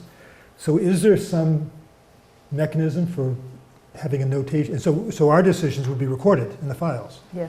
Andy's decisions might not be recorded in the files. I'm not sure how, if you did an administrative change like that, does that get recorded in the file? Yeah, we would issue a letter in this case as a certificate, a letter, or basically serving as a certificate that would be issued by the board as a minor modification. That would go to, they'd have that on record, they could record that if they wanted to, but we would make that documented formally, referencing a specific set of plans or drawings if they're, to the extent. So I'm wondering whether there should be, in our standard conditions, something that references minor administrative changes.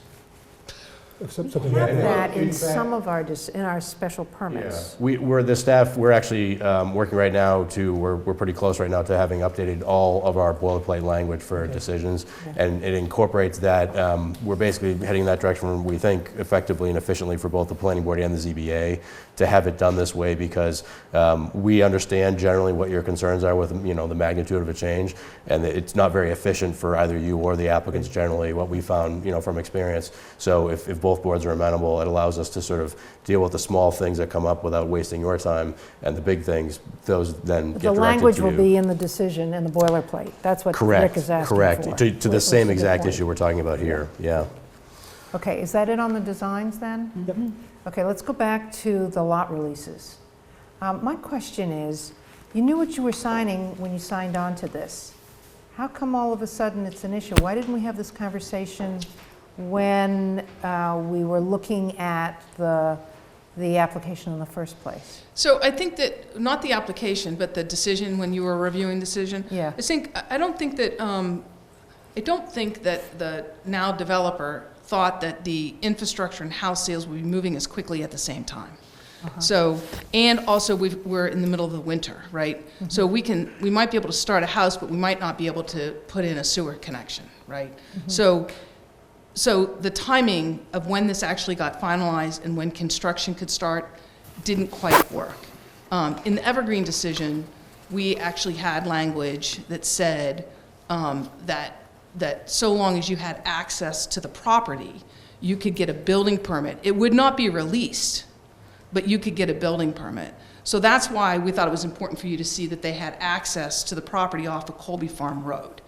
And so in that regard, I think that's probably why it just didn't get caught in the decision, which I was only peripheral involved in.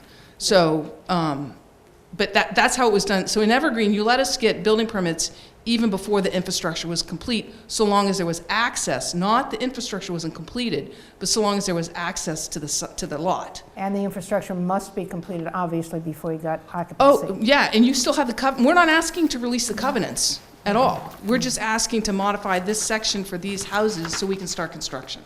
That's all. We definitely do not want the covenant released, not asking for that.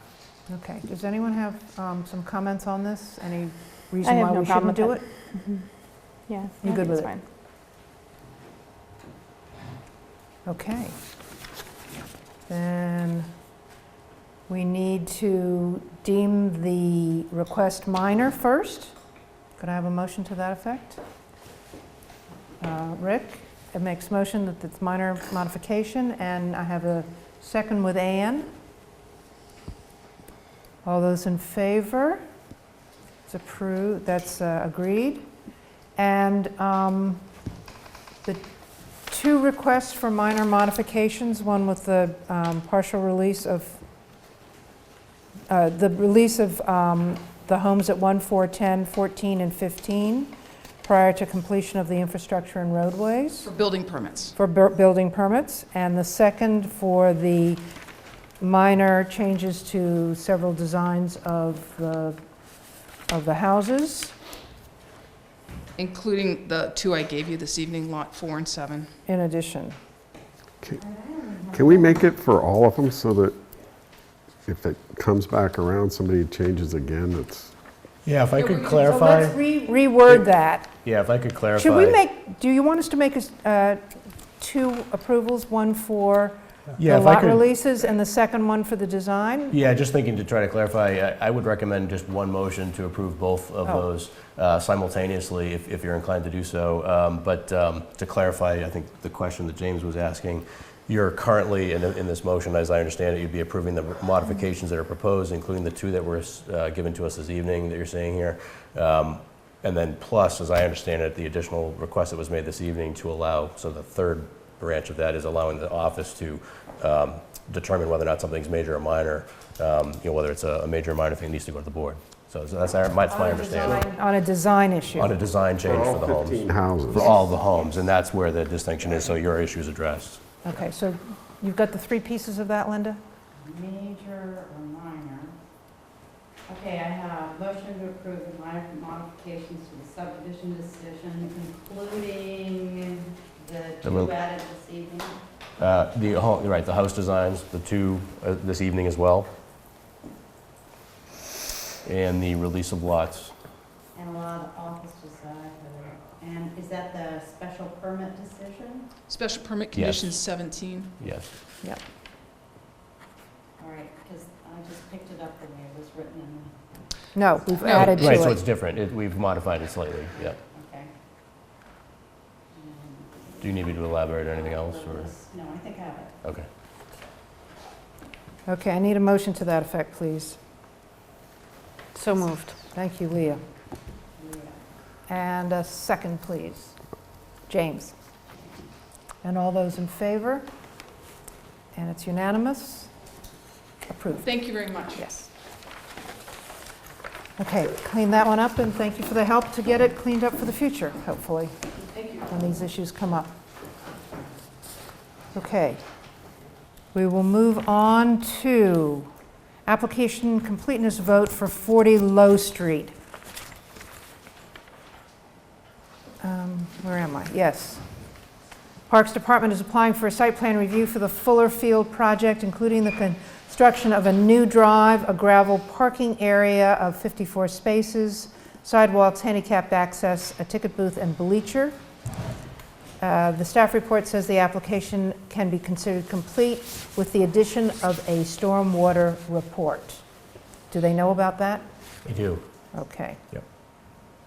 And we don't really need to discuss this if you say it's complete. We can just have a motion? Yep, we recommend would recommend anyway, that the board approve this as a complete application, subject to the condition of that stormwater report being reviewed, and we take up the hearing of this at a future meeting. Okay. There were no waivers? No. Okay. No, just and that was, it was the point that we had made when we were looking at this application, was that without that stormwater, it would have been something missing. That was the only item that was of concern. Okay. Rick moved, made the motion, and second from Beth. And all those in favor? And it's approved. Next on the list was 1 Boston Way. We've taken care of that, so we'll move on to the request for permit extension for 11 Hale Street. Andy, could you speak to this one? It's something I haven't seen before, so I just wanted you to explain that to us. Sorry, this is the 11 Hale Street? Yeah, it's an extension. Yeah, sorry. So several years back, I don't know, maybe one or two of you, perhaps the three of you there in the corner, Bonnie, Leah, and Ann were here at the time, but the church got a permit approval for some work, including the expansion of their parking lot. Oh, yeah. And they just wanted a time extension on that because they have not been able to secure the funding that they thought they might have by now. This comes up routinely. We didn't notice any particular issues in that hearing process or that plan that I think would survive as concerns. So our recommendation would be to grant the time extension, allow them additional time to raise the funds. Any questions? I was here for this vote. I don't think I voted for it. I think I denied it. Okay. Because I think that There were issues, I think definitely. well, I just had an issue. I think it's just ridiculous to build more parking in an area that has so much surface parking. We at definitely schools. had a lot of conversation Yeah. about it. It seemed extreme. Yeah, sorry, if I could clarify, I should clarify my Already point. decided, folks. Yeah, the issue at the time was there isn't a cap, if you will, so while the board can approve the design, the nature of the site design, it can't preclude, let's say, the size of the parking. That's something I think we might want to contemplate adding to our design standards for site in the future. And We don't have to approve the extension. that's true, you do not have to. You could have them come back as another application. I don't know if that would change the end result, and you might want to consider that, but you could. You were absent. I was absent for the vote. Yes. I was here for the discussion. It's me and Andy. I remember me and Andrew Shapiro. Okay, so I was actually probably glad because I didn't want to vote against the church. I felt bad, but yeah. So. It's your choice either way. Mm-hmm. So. I would say that if we decide to extend it, I would not extend it 2 years. What, 1 year? Limit it to a year? I would limit it to a year if we were going to extend it. Well, there may be a reason that they feel that they need the 2 years for the fundraising, if that's the issue. It always takes longer on these things than you think. I would go for the 2 years. It makes any difference. You know, it'd be cheaper if they had like a shuttle to the school lot and then they just use that rather than building more surface parking. And they are looking for Yes. funding, so it's going to happen as long as they have the application. But if you want to vote against the extension, you're perfectly What's that? I'm available to completely do in that. agreement. It's ridiculous. Yeah, I just think it's just. I'm sorry I voted on it because I didn't have a reason. Okay, could I have a motion, please? Move to extend 2 years. Okay, and a second? Leah? And all those in favor? And all those opposed? 1 opposed. Okay, we'll move on to the 818 Colby Farm Lane, OSRD, pre-application discussion number 2. Can I just ask a question on this? Why are we having 2 pre-application discussions? Because I feel like this is really precluding the public hearing process by doing this. Yeah, I agree with that. I think that they want to make sure that what they present for public comment is something that they want to go forward with. And it makes it more efficient when we get into it. I'm hoping this won't take near as long as the previous one did. I know, and I get it for 1 pre-application, but I do feel like 2 is like pushing it, because now I feel like if I'm giving comment and they're changing it based on comments we're making, then is that just sort of taking away from the whole public hearing process? Like That's it's all. I mean, done- I get it. I want to help, and I want to help, but I feel like at some point they have to put an application in. Well, this will be the last one for sure, and I hear what you're saying, and it's certainly something we should take into consideration the next time we get asked for a second pre-application. Yeah. Okay. Well, so, maybe we can just ask them to outline changes from what we saw before. well, definitely, So we don't yes. go through it again. Just the changes. Okay. Let's see that. Thank you, David Daly from the Daly Group. Jonathan Miller, our Senior Vice President, and Lisa's always here for backup should we need her. I'm not going to waste anyone's time tonight. We came before you a couple weeks ago, and we presented our plan to you, and we got some really good feedback. And we also realized that there were some issues with the proposal we put before you. And we'll go over some of those issues tonight. Predominantly, what we found out was we want to keep that same feel that we presented that night, but one of the issues that came up, a couple of them, was the duplexes that we had provided the board, and we got some feedback on that. Essentially, that we were trying to design a duplex that worked, that would fit the neighborhood, would help define the Newburyport area, and also, fit into the street and a new development that we're doing across the street. I got to be honest with you, it was really challenging for a couple of reasons. Trying to define a duplex as a single unit on each side is tough enough. Trying to get roof lines to match up. The garages, front-facing garages, was an issue that was brought up by the board. And then, obviously, we had a driveway in front of the proposed project that was an issue too. So our design team went back and forth for the last couple weeks, and we went back and said, well, you know what, let's look at, why don't we, we got across the street, we got a number of single families over there, anywhere from 1,400 to 2,900 square feet. Why don't we continue that look and create like a little cluster infill project? And it gets rid of all the issues with the duplexes. It defines the ownership a little bit better, and it defines the neighborhood better, fits more into the neighborhood. It also creates a uniqueness for the homes that we're going to be presenting. So we, on this PowerPoint, nothing has really changed as far as the project in itself. However, previously what we proposed to the board was essentially 4 duplexes. You have the barn structure that is going to stay the same. Did you want to use any additional slides? Yeah, I don't. We can flip Show through us whatever pictures. slide you're. Yeah. Did you want this one? Oh, this is how we go. Lisa's. Lights in the back and then move it forward. This is great. I feel like you now. Again, this is the previous project that we had presented to you, and the duplexes were in the back. There was 3 duplexes in the back. There was a duplex in the front for a total yield plan of 8 units. And then, so as we tried to redevelop or redesign the project, we just kept coming into these issues of where are we going to locate the parking, how do we get rid of these front-facing garages, and how do we utilize this space while also keep addressing the open space issues and the access. So the barn, as depicted here, is going to stay that same. We're going to keep that same, and we'll get to that slide in a couple minutes. Those were the challenge right there, the duplex design that Leah had pointed out, is really truly define them as separate units with some separate defining features of the actual duplexes.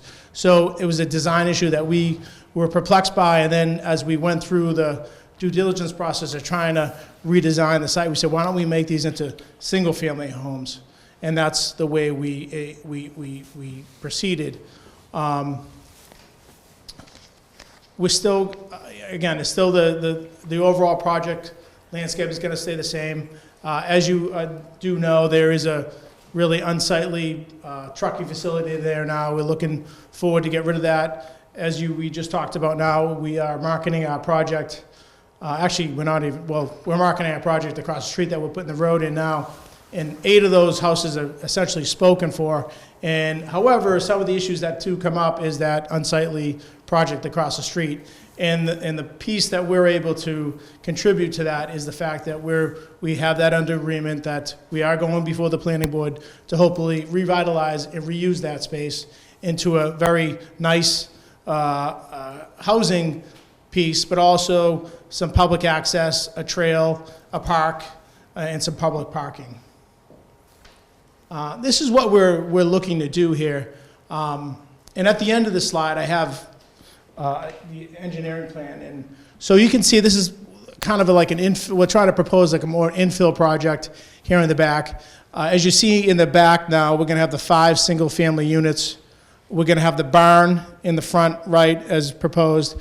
But instead of having the park on that side, we're going to have a single-family house that's going to be part of this housing, part of the HOA. So there's still going to be 8 units. However, now there's going to be 6 single-family homes and a duplex and 2 units.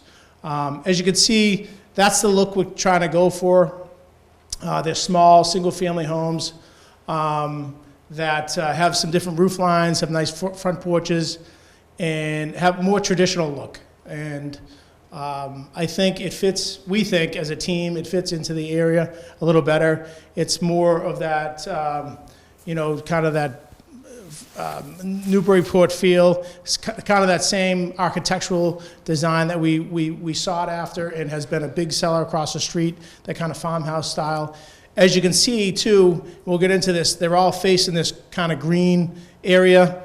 They're facing the park, and it's kind of like the new theme of the community in this area. And as you can see, we have a lot of green space and some public parking.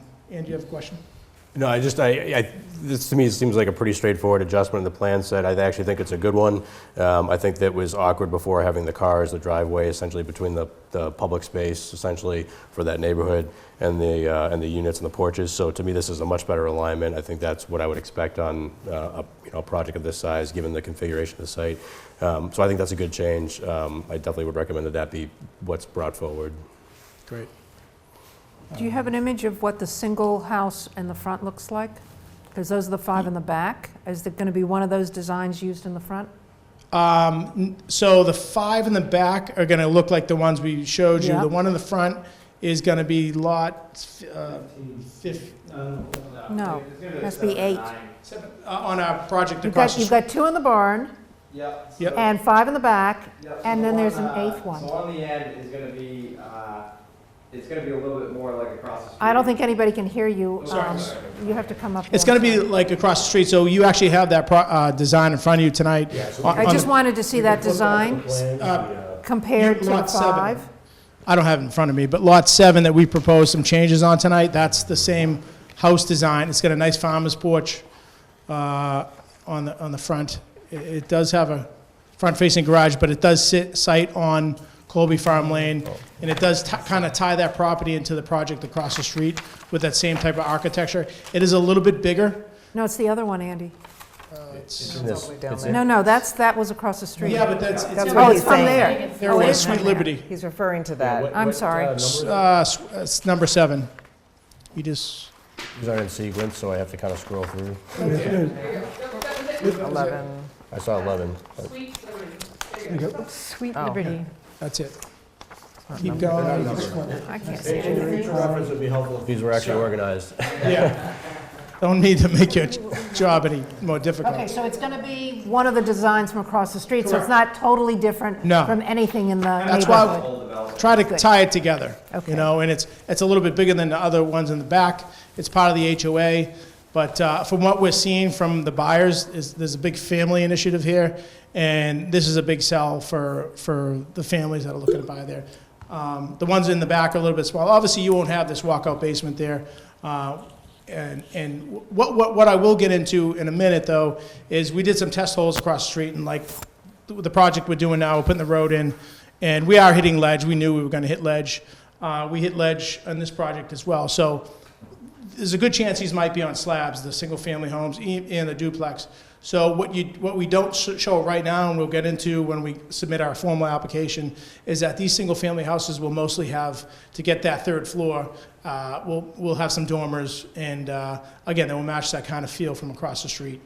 And that's exact, I didn't want to get into a lot of design, but you brought it up, so I'm going to jump on it.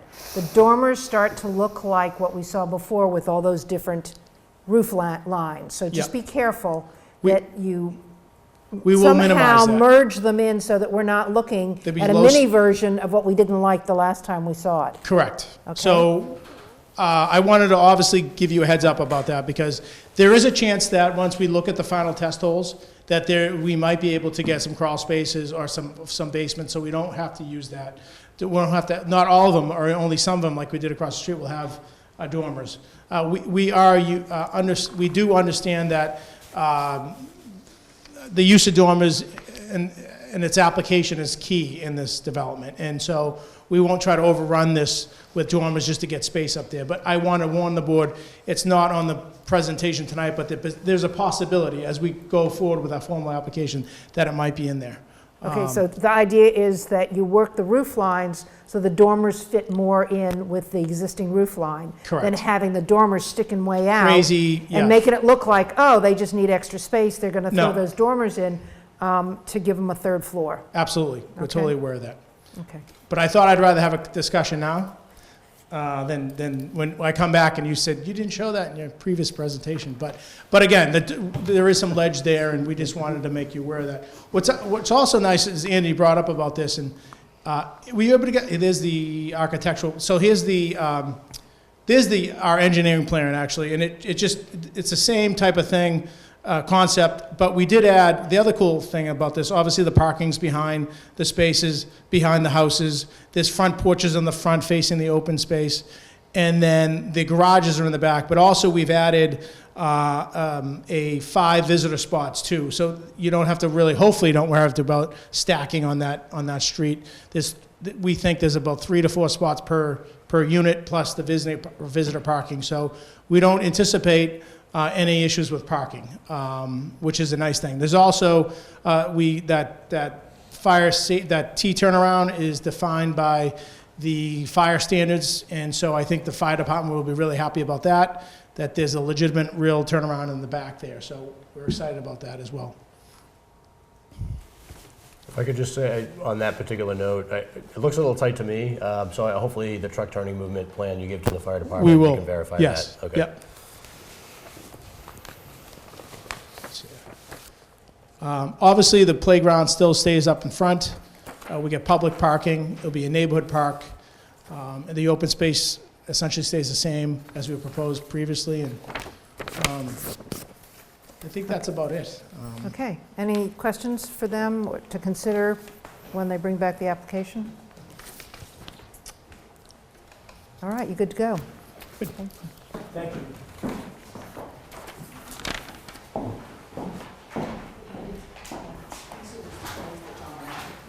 Oh, okay. Yeah. All right. Moving into planning office and subdivision, subcommittee or discussion. Anything on Waterfront West we need to know about, Andy? Not at this time. Okay. I'm sorry, one update, sorry. Sorry, I forgot. The mayor and I did actually confirm a meeting with New England Development. We'll be sitting down with them in about a week and a half or so. We were trying to get a meeting with them before or after the holidays to sort of follow up on Waterfront West and whether they have anything new or different to suggest where we go with this. So we'll be following up with them, and I can let you know if anything substantive comes out of that. And you had said that you were going, or had we already gotten approval for money for the 3D modeling consultant? No, we are still getting an estimate together, and I still need to coordinate with the sponsoring council member to get that on the council docket. So nothing's happening fast? No. Okay. Yep. All right. Next on here is a discussion of Section 6C, one residential structure per lot. This came up, it comes up regularly, but most recently it came up when we were looking at the application for 311 Merrimack Street. We had a subcommittee meeting of 2 of us because we were the only ones available, Rick and I, and staff, Andy, Jennifer, and Caitlin. And after going back and forth, we decided probably the best option is to drop it. And we have some background for you, and we wanted to get your feedback on it. So if we could just spend a few minutes on it. This would Drop 6C completely. Yes. The idea being that it would go back as a recommendation to the Zoning Advisory Committee. It would not be a recommendation to stand on its own and go to the City Council as a separate amendment at this point. So this discussion and feedback for the staff would be to have Andy then prepare language that might go into other parts of the zoning code that would take care of bits and pieces that we might be losing because we're not doing 6C. So I'll just give a little bit of an overview, and then I want Andy and Rick to chime in with their pieces on it. Basically, we were seeing what you guys were seeing. The complaint was we tend to get 2 market rate units out of this instead of something that is more flexible, and we're getting in the way of improving at least affordable with a small a units in the city, meaning that they're more reasonably priced, I think is the best way to put it. And so we thought we could do that in other ways, and that the time has come to say we'll go back to the underlying zoning, which is in a 2 or 3 family district.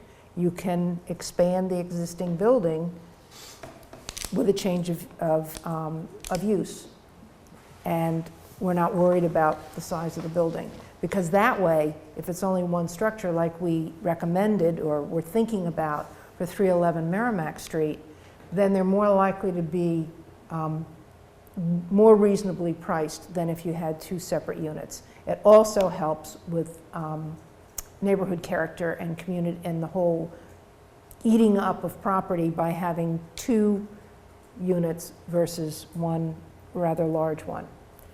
And in the areas of the city where we're most likely to get it, where we have more space, it could handle a more traditional 2-family house, for example. So that was kind of the background. There are other ways that we can get at protecting, say, for example, historic buildings in the Demolition Control Overlay District, the DCOD. That covers most of the areas that we felt would be prime for this type of development. And so that special permit has to go to the zoning board because they approve most changes in residential zoning areas, districts. And so they would be reviewing roof lines among other criteria to protect the historic character of a building. So since we seem to be getting mostly historic preservation out of these 6Cs, that could be covered there. There's also a proposed accessory dwelling unit amendment that's coming out of the Zoning Advisory Committee at some point. And that would control for size and location of a unit so that it would be, you could still add a unit, but it would be regulated under accessory units. And there'd be an amendment there, so we're not losing that either. Rick, you were going to come up with some ideas, or I don't know if you've come up with anything for requirements for zoning to ensure street and neighborhood compatibility. As you mentioned, the accessory dwelling unit would take care of 1 level of providing where you might be able to turn an existing accessory structure like a garage into an accessory dwelling unit with a size limit, or you might even be able to construct a new one. And so that would take care of allowing the second full dwelling on a property through a special permit process. And then we also talked about, is there some way that we would want to allow another type of second unit, second dwelling on the property.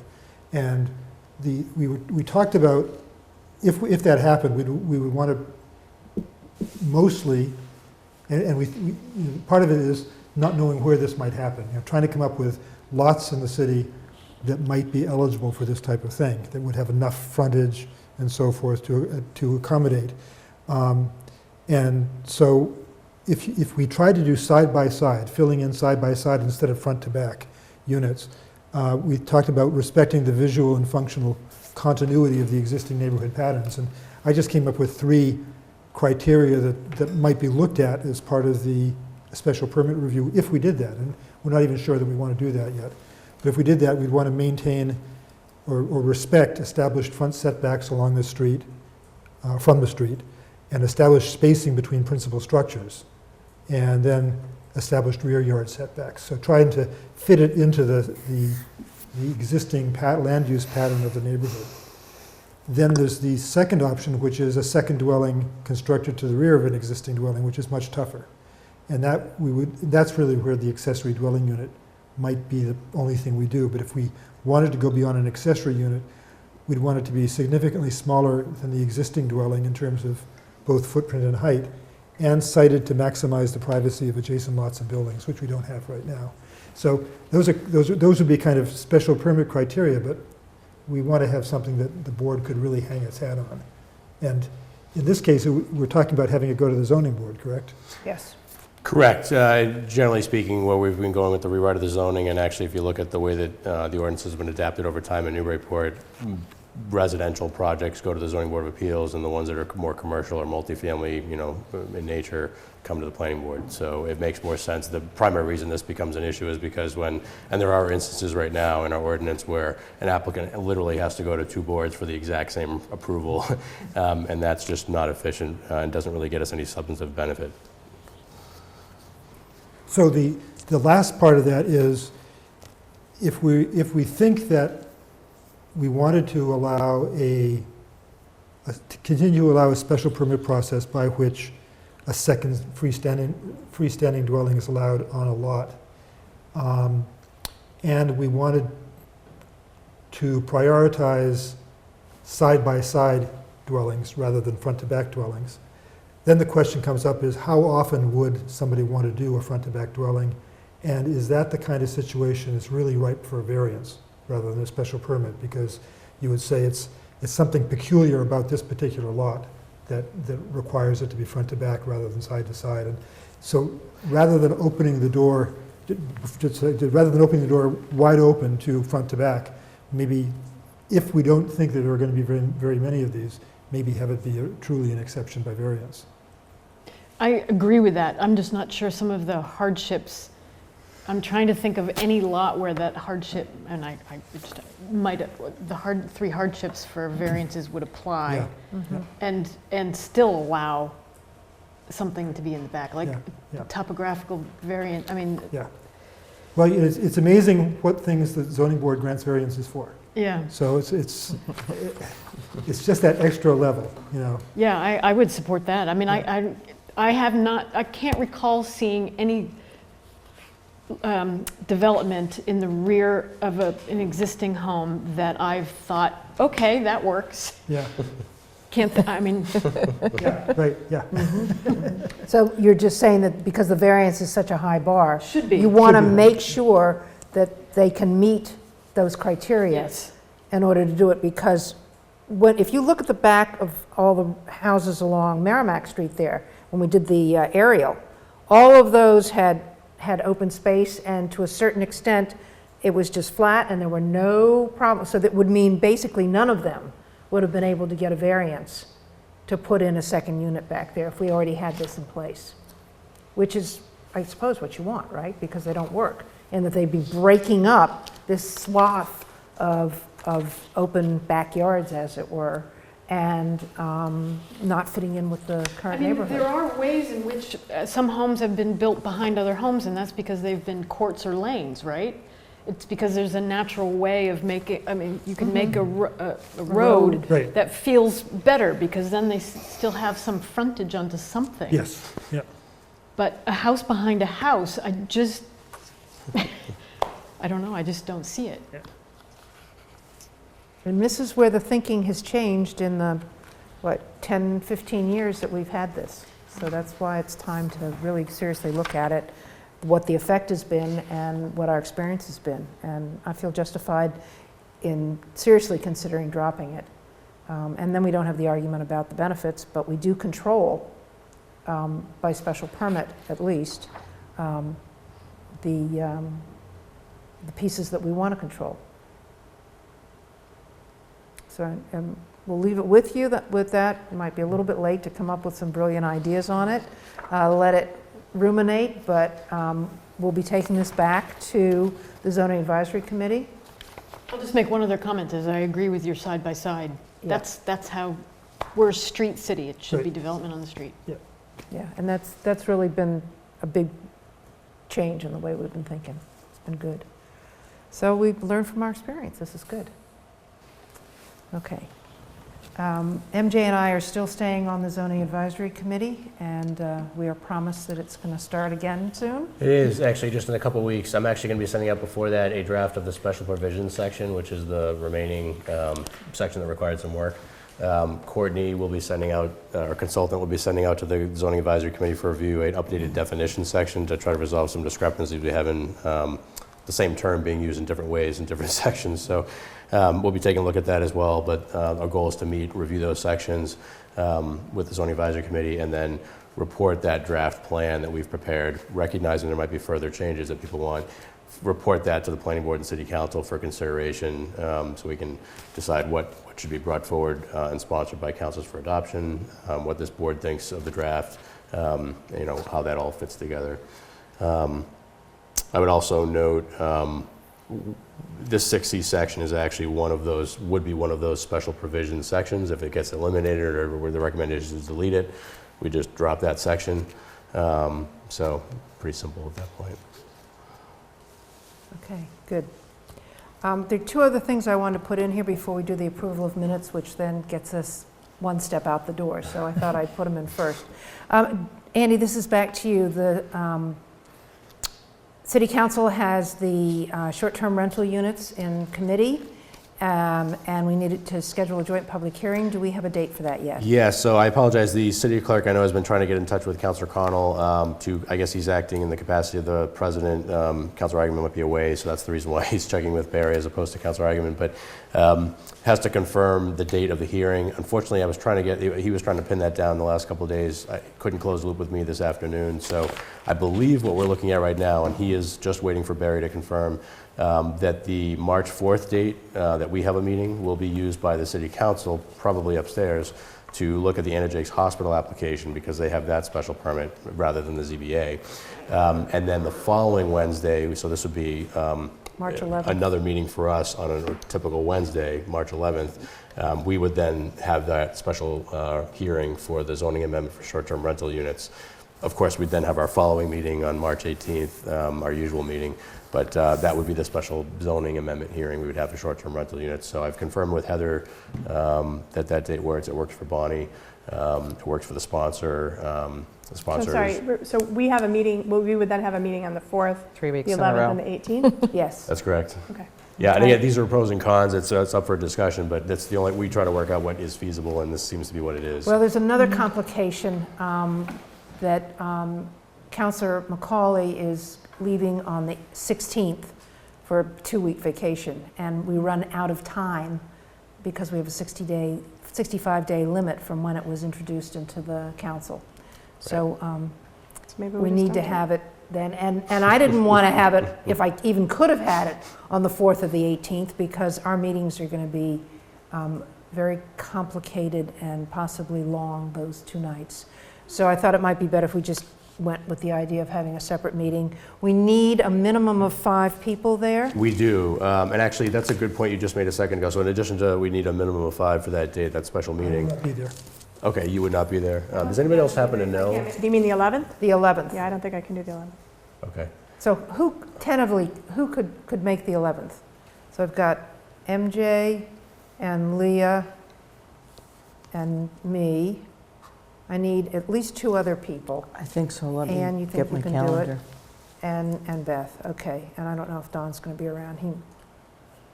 But that would give us 5.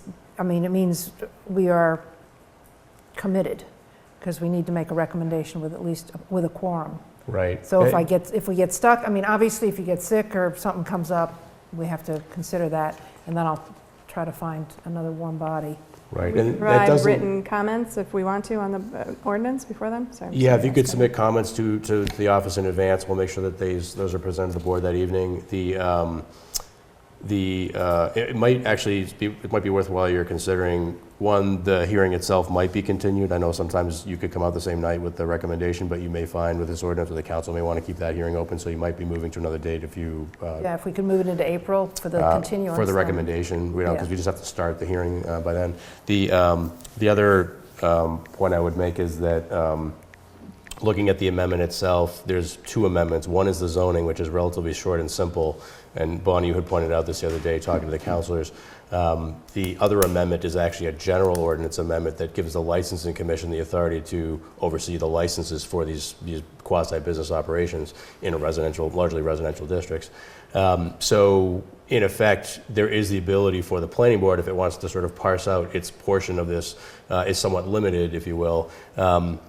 There's worthwhile comments that could be made on the license components and restrictions and so forth, but the provision that's before the planning board for zoning is actually limited to specifying in which districts the uses would be allowed and whether or not a special permit's needed as an additional permit. That's something I'm actually not in fan of, because I think it's a duplicative permit, but that's the nature of the zoning amendment that is proposed. The licensing component, which has the majority of what I think current owners, potential future owners, and operators may be interested or concerned about, is in there. And you may want to, since they've also sent that particular amendment to the Licenses and Permits Committee rather than the Planning and Development Committee, you may want to allow them to have the more breadth of discussion on that amendment rather than continue the zoning amendment hearing at length when most of that substance for those provisions is in the licensing amendment. So just take a look at those 2 amendments and consider We'll that. see how it goes that night. If we think there's enough overlap that we should keep it open, we will.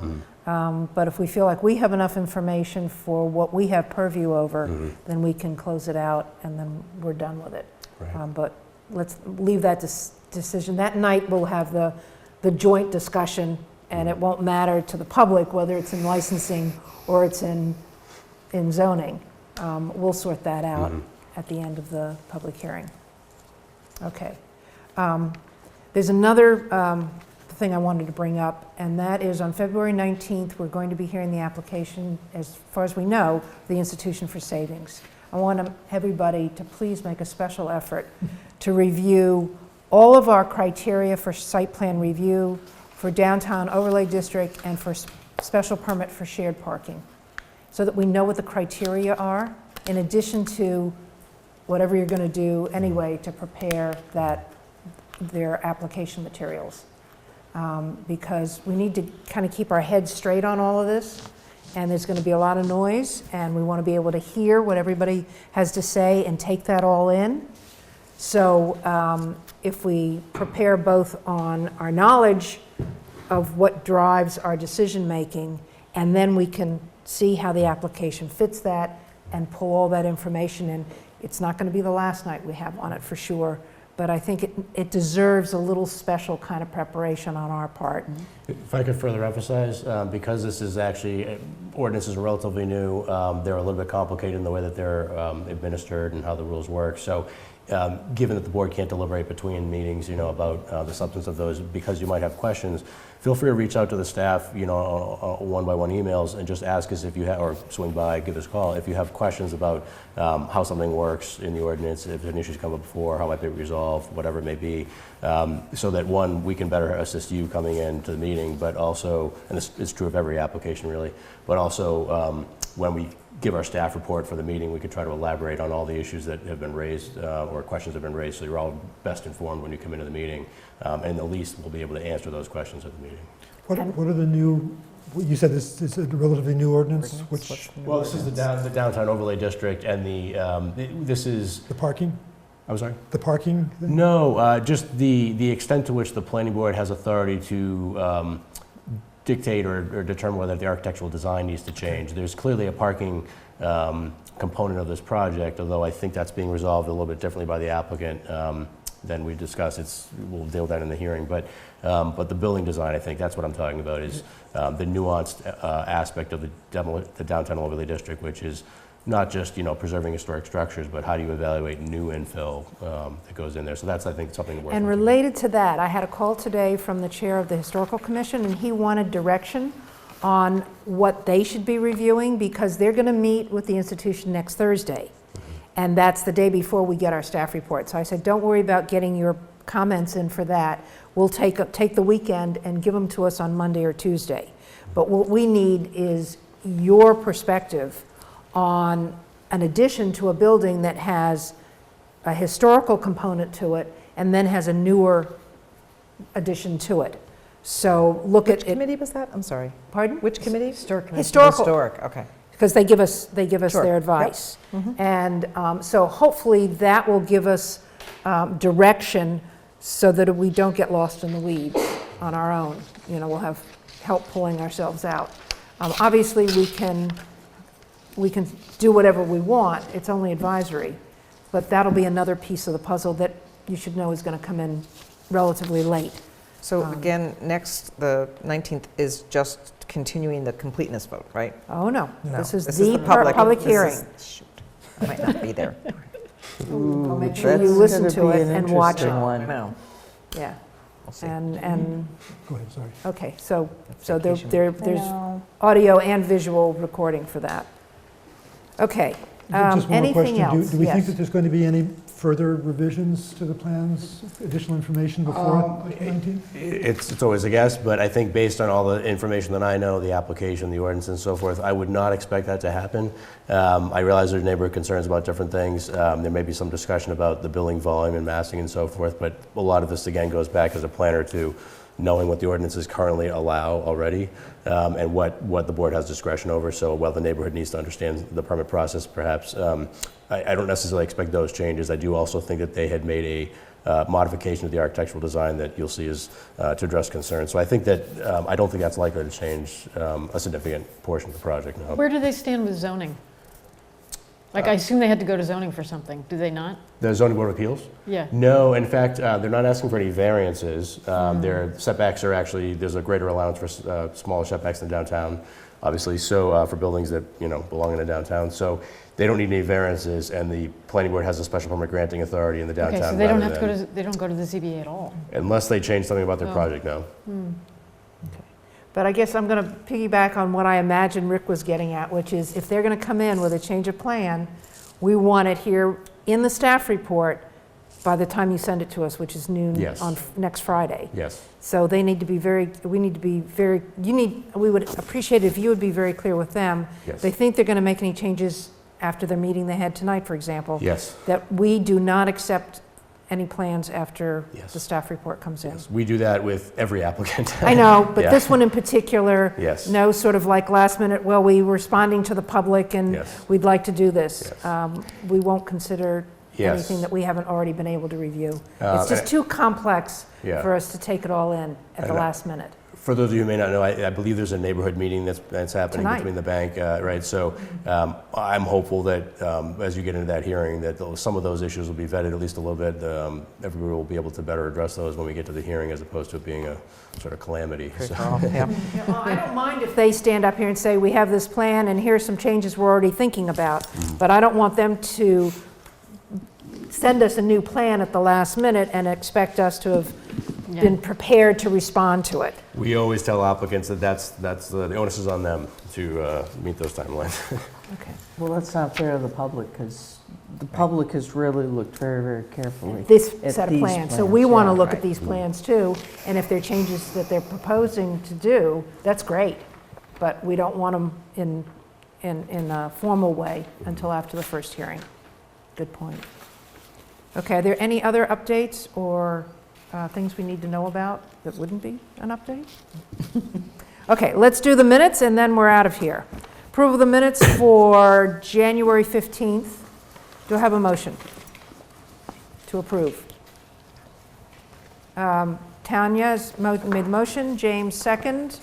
Any comments, corrections? Okay, Rick and I have already submitted some, what are they called? De minimis. Yeah. Did everyone vote? We haven't voted yet. We're still talking about it. So we didn't think there was anything substantive that we should bring up tonight. And this seems to be working for Linda because then she has it all in writing. So if anybody else sees something that needs to be changed, you can submit it to her. But we should discuss anything that's substantive in this review process. Okay, all those in favor of approving the minutes? Was everybody, yes, everybody was here. Right, good. Okay. Everybody approves it. Nothing further from you, Andy? No, thank you. Okay, need a motion to adjourn. So moved.